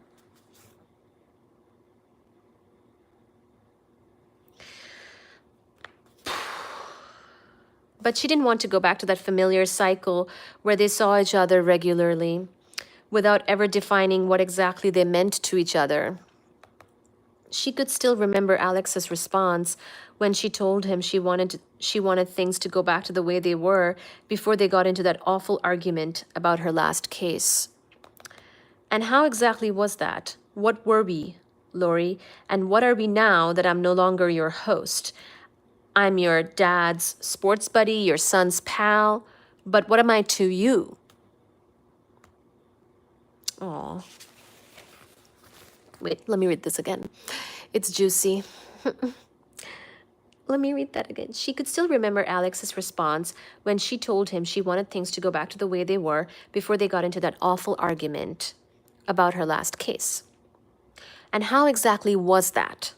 Where were we, Lori? And what are we now that I'm no longer your host? I'm your dad's sports buddy, your son's pal, but what am I to you? He called her out. No, if she called him, it could not be to invite him to be part of Timmy's recital audience. If she reached out to him, she needed to mean it. She needed to be ready to open her heart to him. It wasn't a decision she was going to make tonight. You can bring an entourage to your performances once you're a famous musician, Lori said. For now, I think we have a big enough crowd.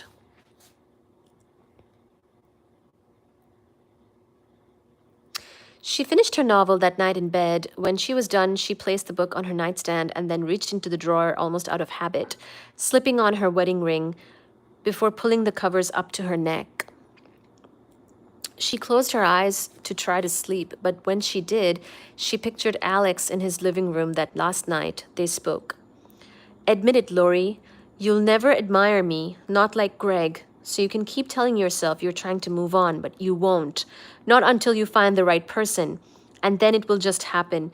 It will be effortless. But this has been nothing but effort.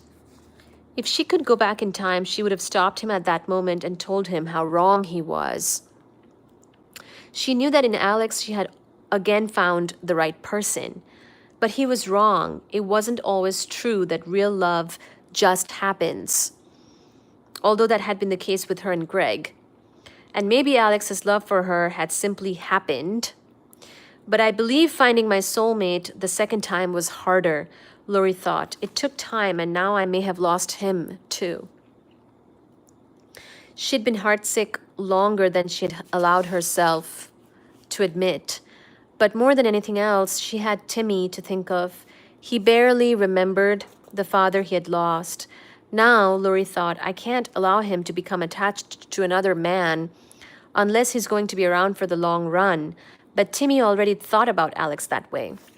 So, Alex, you were wrong when you said this should be effortless, she thought defensively. It was no gift to say that you were setting me free.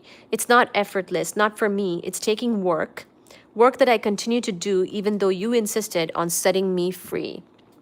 She sat up again and slipped off her ring, forcing herself to tuck it away again inside its box in the nightstand drawer. Greg, I loved you so dearly, she thought.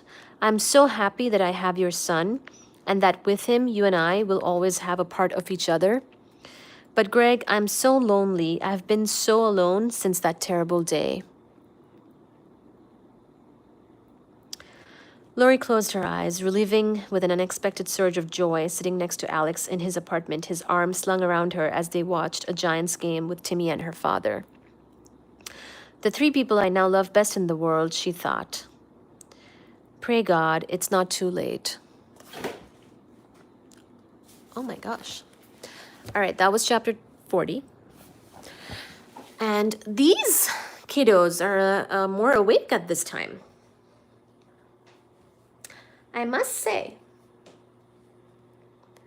we're feeling a little bit more awake at this time. A bit more awake. Hi. Aww.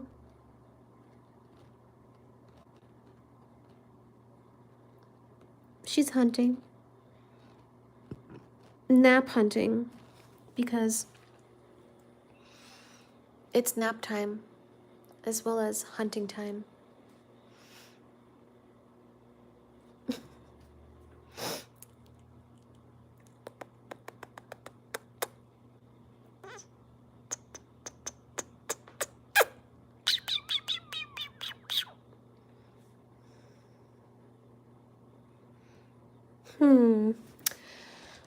Oh, I feel bad for Lori. And her aloneness. Kinda resonate, actually. Kinda resonate. A nap sounds good right about now. Yeah. I've become horizontal on the couch. We can take a nap together. We can take a nap.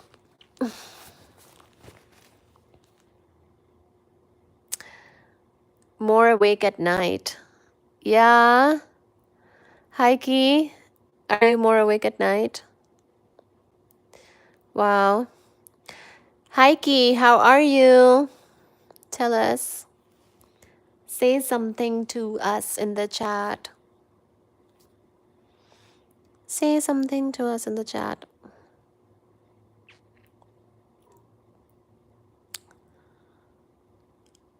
Other subscribers might get jealous. Oh. No. Everyone. Gosh. I literally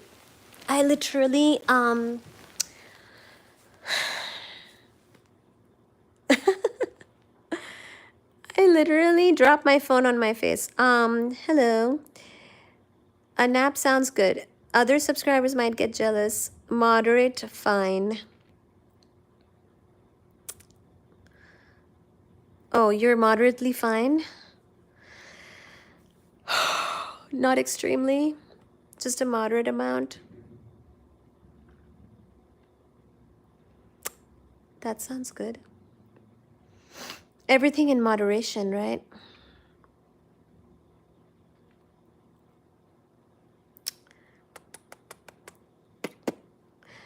Swatchy!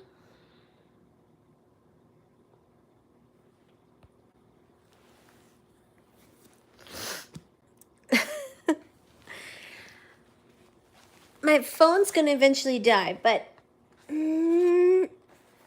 it's been nice hanging out, guys. We're gonna be live again tomorrow. I think I will continue chapter 41 tomorrow. Aw, thank you, Nacho. Thank you, Nacho Problems. For some streamers, there needs to be a love button. Thank you. We are thrilled to have you here. Oh, thank you. Yay, Heike. Thank you so much. See you tomorrow. You're very welcome. Thank you.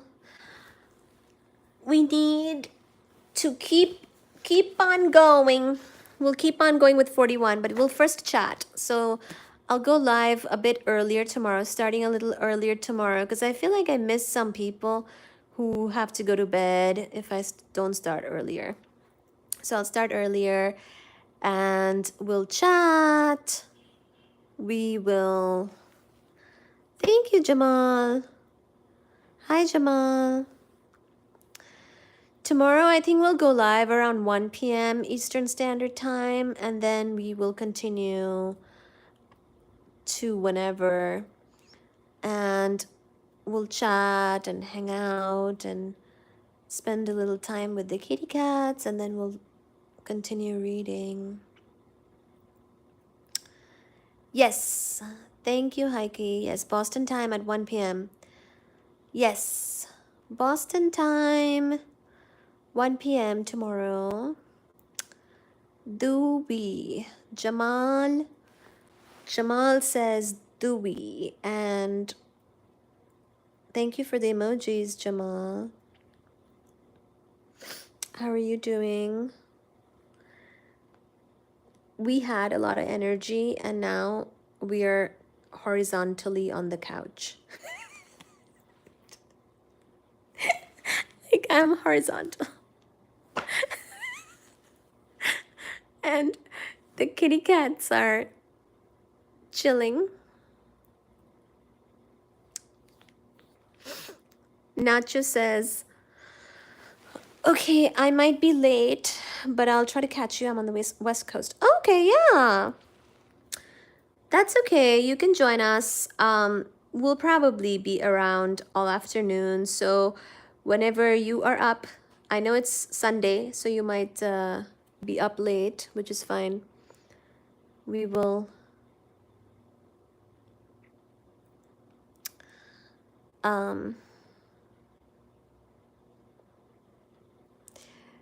be here whenever you're up. We will be here. On the West Coast, are you in California or Oregon or Washington? Thank you, Jamal. Oh, you got church in the morning. Oh, sorry. Yeah, of course. I'm over here being like, you can sleep in, but you probably have church. Oregon. Ooh, beautiful. So you are in beautiful Oregon. You know, Oregon is on my list of places that I want to visit. It's actually, so I've got 19 states that I gotta still do. And Oregon is probably on the top of that list because I have heard it's very beautiful. I've seen pictures on Instagram. I really want to go. Are you close to like a lot of nice nature or like a national park or the beach? So Nacho has church.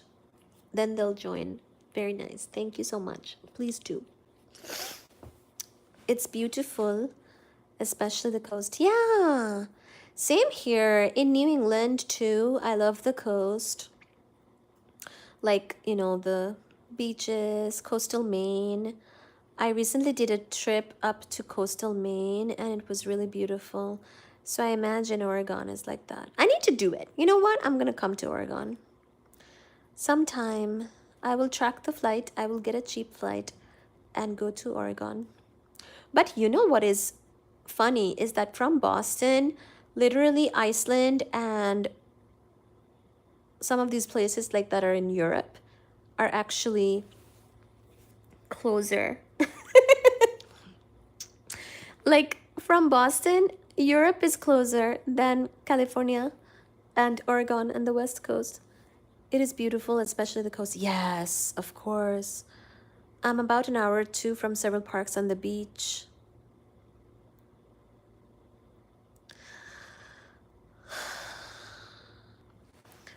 I'm about an hour or two. Oh, wow. That's amazing. Heike says Maine is beautiful. I work one summer in Maine. Really? That's amazing. I didn't know you worked in Maine, Heike. That's awesome. So, Heike, do you come to the US a lot? Do you travel often? Do you come to New England like for work and you go back to Europe or?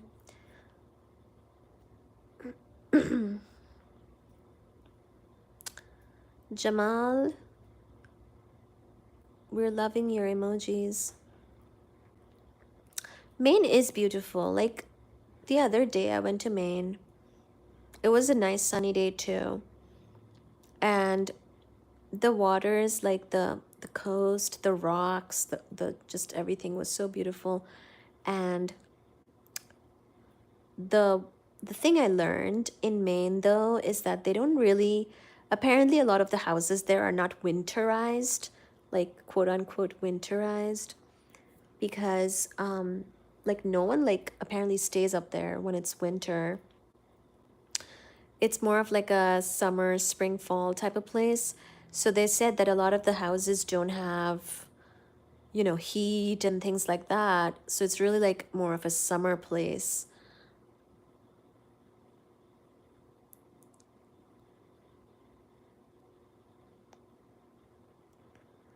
Oranges?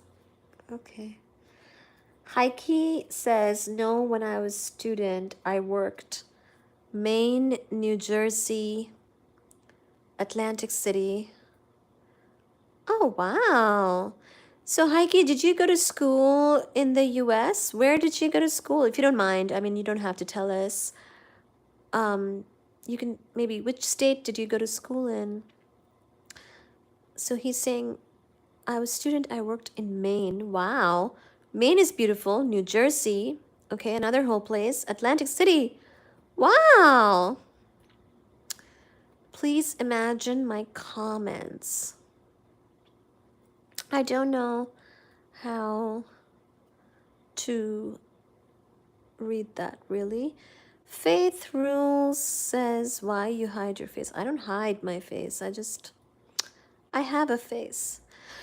Student program, I studied here. Oh, I see.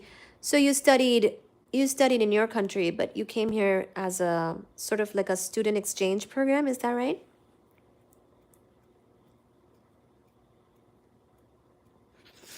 Jamal, you're the best.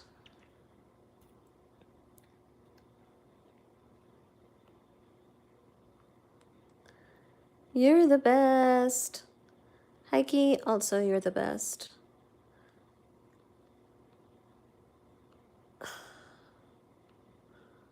Nacho problems, you're also the best.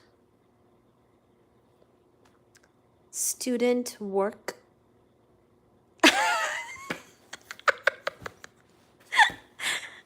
She's too beautiful for us. Thank you, Nacho Problems.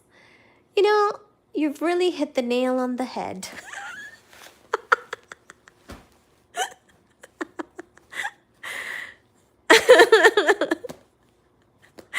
Student work program visa. Heike, that is amazing. I need to blog about this. So I have a blog. It's called howtophd.org. But it's not really just about PhDs. It just like I came up with that name when I was in grad school. So it still has that name. Although I'm thinking like maybe I should change the domain name so that I can tell people like that it's not just about PhD students. Someone needs to mod this person. Can we figure out how to do the thing? Whatever, it doesn't matter. So anyway, on this blog, I write about like school and career and early career opportunities and how, you know, like stuff for international students and how they can get into school or grad school or whatever, or like jobs, transitioning from like academia to industry. Nacho Problems says, adorable laugh. I really enjoy you, but I'm dozing off. Okay, take a nap. See you tomorrow. Absolutely. I'm still laughing about that. So, anyway, so I talk about school and career. So I need to learn about this student work program visa thing because I don't think I know about that yet. I know how to like be, you know, apply to schools as an international student. That was a whole story. Take care, beautiful. Thank you. You take care too. Take care, everybody. I think that's a very special experience you had, Heike. That's awesome. That's great. I need to visit Finland, Norway, Scandinavia. I need to do these countries. Like, I haven't done those yet, and I'm curious about them. And I'm prepared to be amazed by them.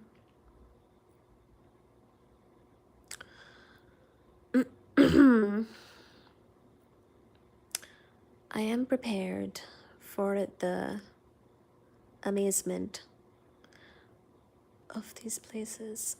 And then Iceland too. I need to go to Iceland because that is literally closer to us than the other side of this same country.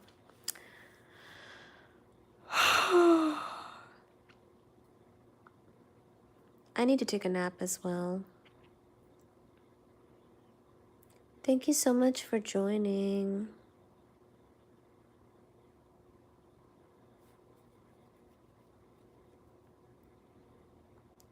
Really? There are volcanoes? Where? In Iceland or Finland? I think I did hear about that. I just want to confirm. Iceland or Finland?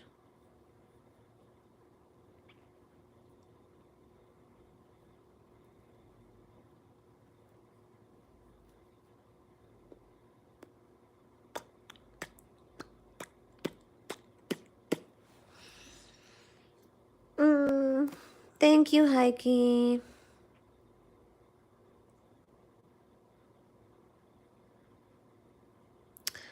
Iceland. I have watched many times eruptions. Really? Wow. Oh my gosh. Do you visit Iceland a lot, or are you saying you saw it on like a video? I need to go. I've been tracking the flight to Reykjavik from Boston actually for a while. There can be like $200-300 flights from here, which I really love. Like Boston is really good with having these flight options that are cheaper. I need to do that. But I've been saving money. I'm glad. Now there has been live many times during this year. Oh. Now there has been live many times during this year. So there are live volcanoes going on right now. I should look it up. I'm gonna look it up. Now is peaceful. Okay.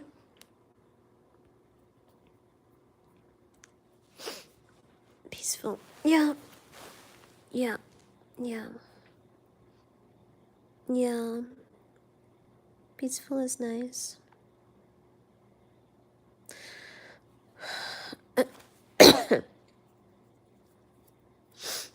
But may erupt this year again. Okay.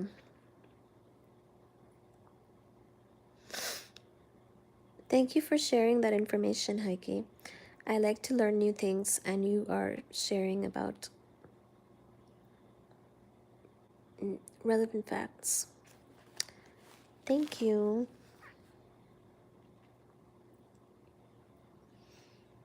So that actually makes sense that Iceland has volcanoes, because it's almost kind of like an island, and a lot of islands are made from mountains and volcanoes, like under the ocean. So I wonder if it's like that.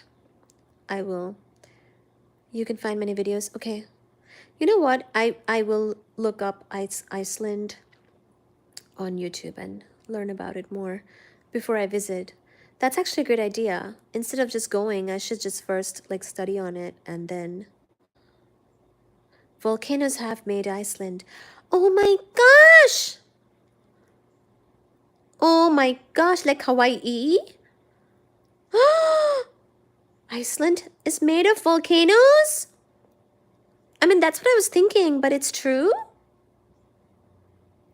I love that. Oh my gosh! I'm excited now. I'm so excited. I'm so excited. I'm gonna learn more about Iceland. Oh my god. It's made of volcanoes. It's just volcanoes erupting under the ocean, and then slowly it became Iceland! Wow. Hi. Hi, lover toy pups. We're still chatting, but we're getting a little sleepy here. We're still on, and we'll be going live again tomorrow around 1 p.m. Eastern Standard Time, Boston. Love to see you there. Love our toy pups. And before that, I will also check out your channel as well. Love our toy pups. Thank you for being the mod.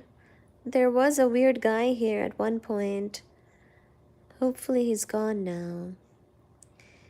We missed you and your modding at that time.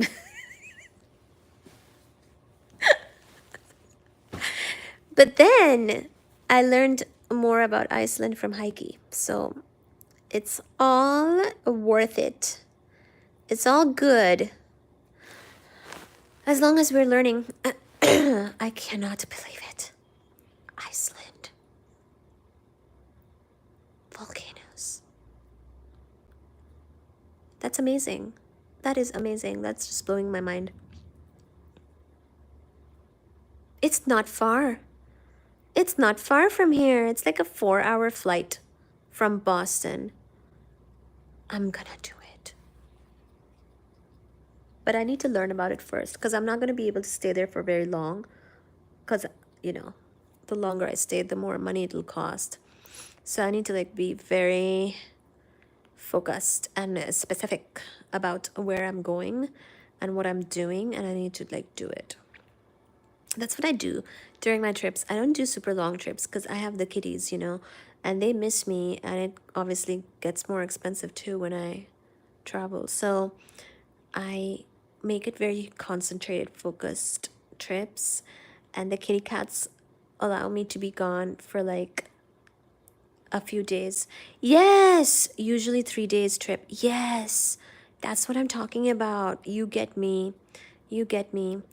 Seriously, I do like short trips because first of all, you can cover a lot even during a short trip, and you can still touch a lot of things and cover a lot of stuff, and also it's like less expensive. Look, there's a oh, you missed it. There was a plane flying in the sky. Um and you're not paying for like a hotel or something for so many days. And I've got to, I've got the babysitter team for these kiddos, and they get really lonely and they miss me, so I can't be gone for too long. But I can still cover a lot in like 3 days. You know what happened? Their babysitter is sick. Like she fell and she hurt her leg. I need to check on her actually. It's been too busy, but I need to like check.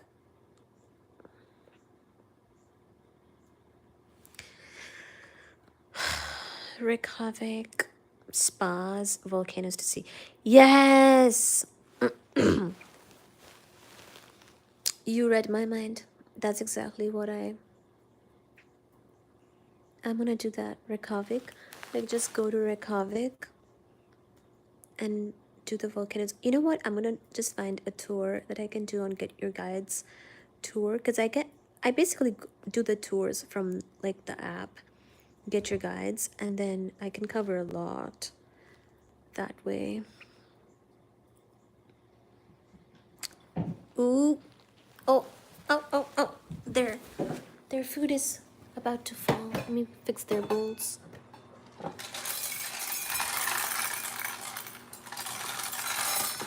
Oh, this is their big snack. I forgot about this. Oh God. Oh my goodness. Oh, there's even more snacks falling. Holy crap. Oh my God, I need to put some of this back because actually I forgot. The day I went to Maine, I gave them a bigger snack so that they would be like okay and not hungry while I was gone. But this is too much. I don't want them to like be sick from like eating too much. I forgot to reprogram it to be like a little less so that they're not like, like if they eat too quickly, too much, they can have vomits.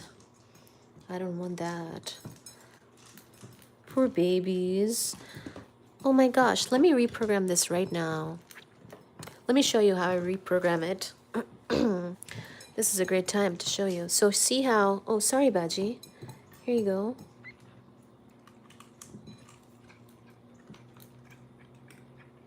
Oh my gosh. Baji? Don't fight babies. Baji gets aggressive with his food, actually. I'm sorry, Fuji. Here you go. Here you go. Oh my God, Baji. All right, let me reprogram it. So, see how it says meal? And then the quantity, and then this is the manual meal. So what I did was one of these meals, I made it, oh, here it is. Meal number 2, it doesn't have to be in a specific order, but meal number 2, I made it 5. So like usual, instead of their usual feed, I made it more so that they would not be hungry. Say if I was like gone for longer or something.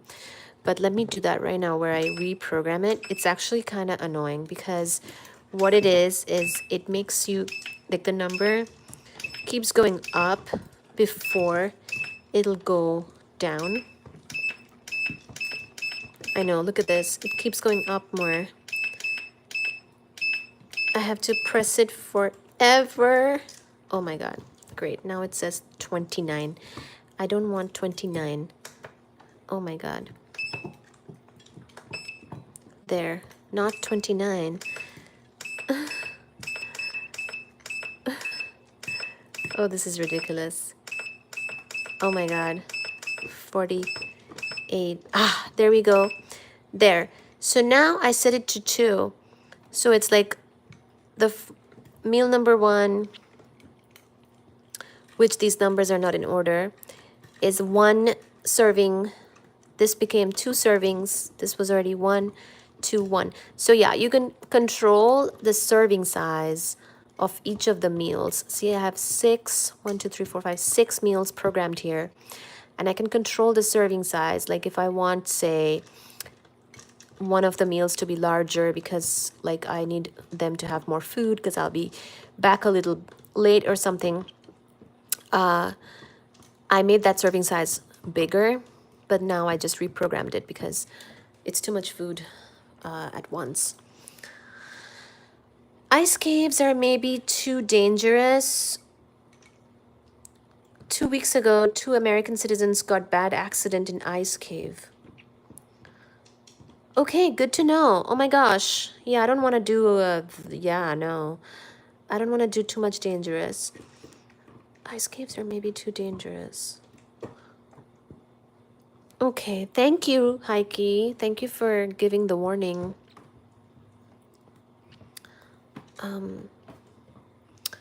Okay, Suji had a good meal. She was not disturbed. And see, Baji's still working on his meal because he gets the slower bowl, the slower bowl, so that he'll take longer to eat, because otherwise he eats too fast, and he also starts to eat the other kitty cat's food, and that's not good. We are on a strict diet with one of these kiddos, one of them who might just be eating a little too much sometimes. I don't know who that is. I don't know who that is. But one of these kitty cats do be eating too fast. Do be eating too fast. This one. So he gets it in a little slow bowl. He gets it in a little bit of a slow bowl for his own benefit. And he finds the challenge of eating from it to be very entertaining and engaging.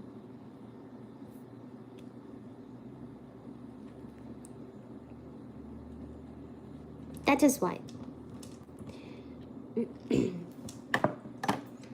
So when this meal thing starts to fall, I try to make it so that the bowls are ready to catch the food and they can eat off the bowl.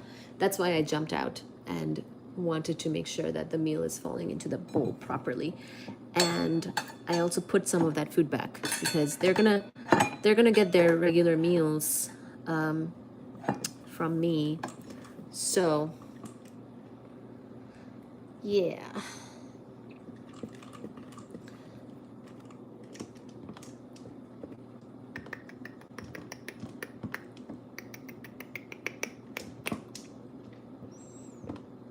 Baji, you're so cute, but you're also a little aggressive. If somebody gets close to your food, you kind of become aggressive. He is surprisingly aggressive when somebody is giving him a challenge.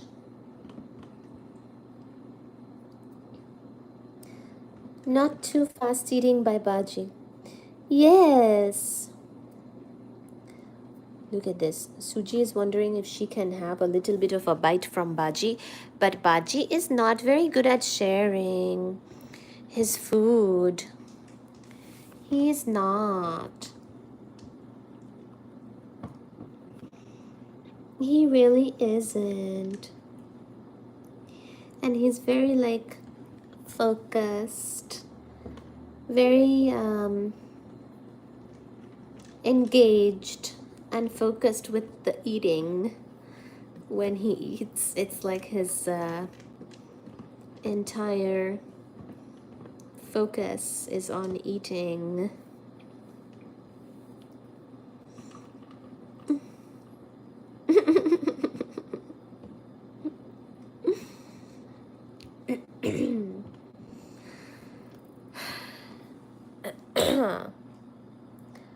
Baji, have you considered drinking a little water during your day so that you can fill that belly with a bit of water as well?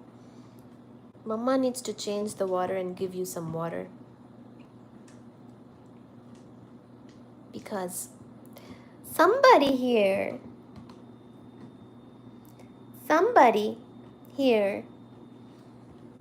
look at this.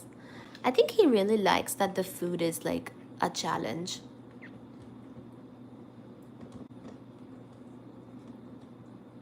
He likes that.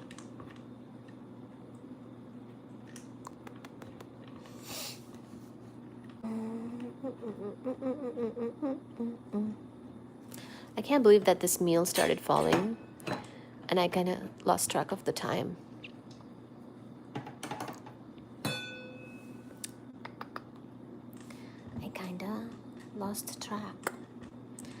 I kinda lost track.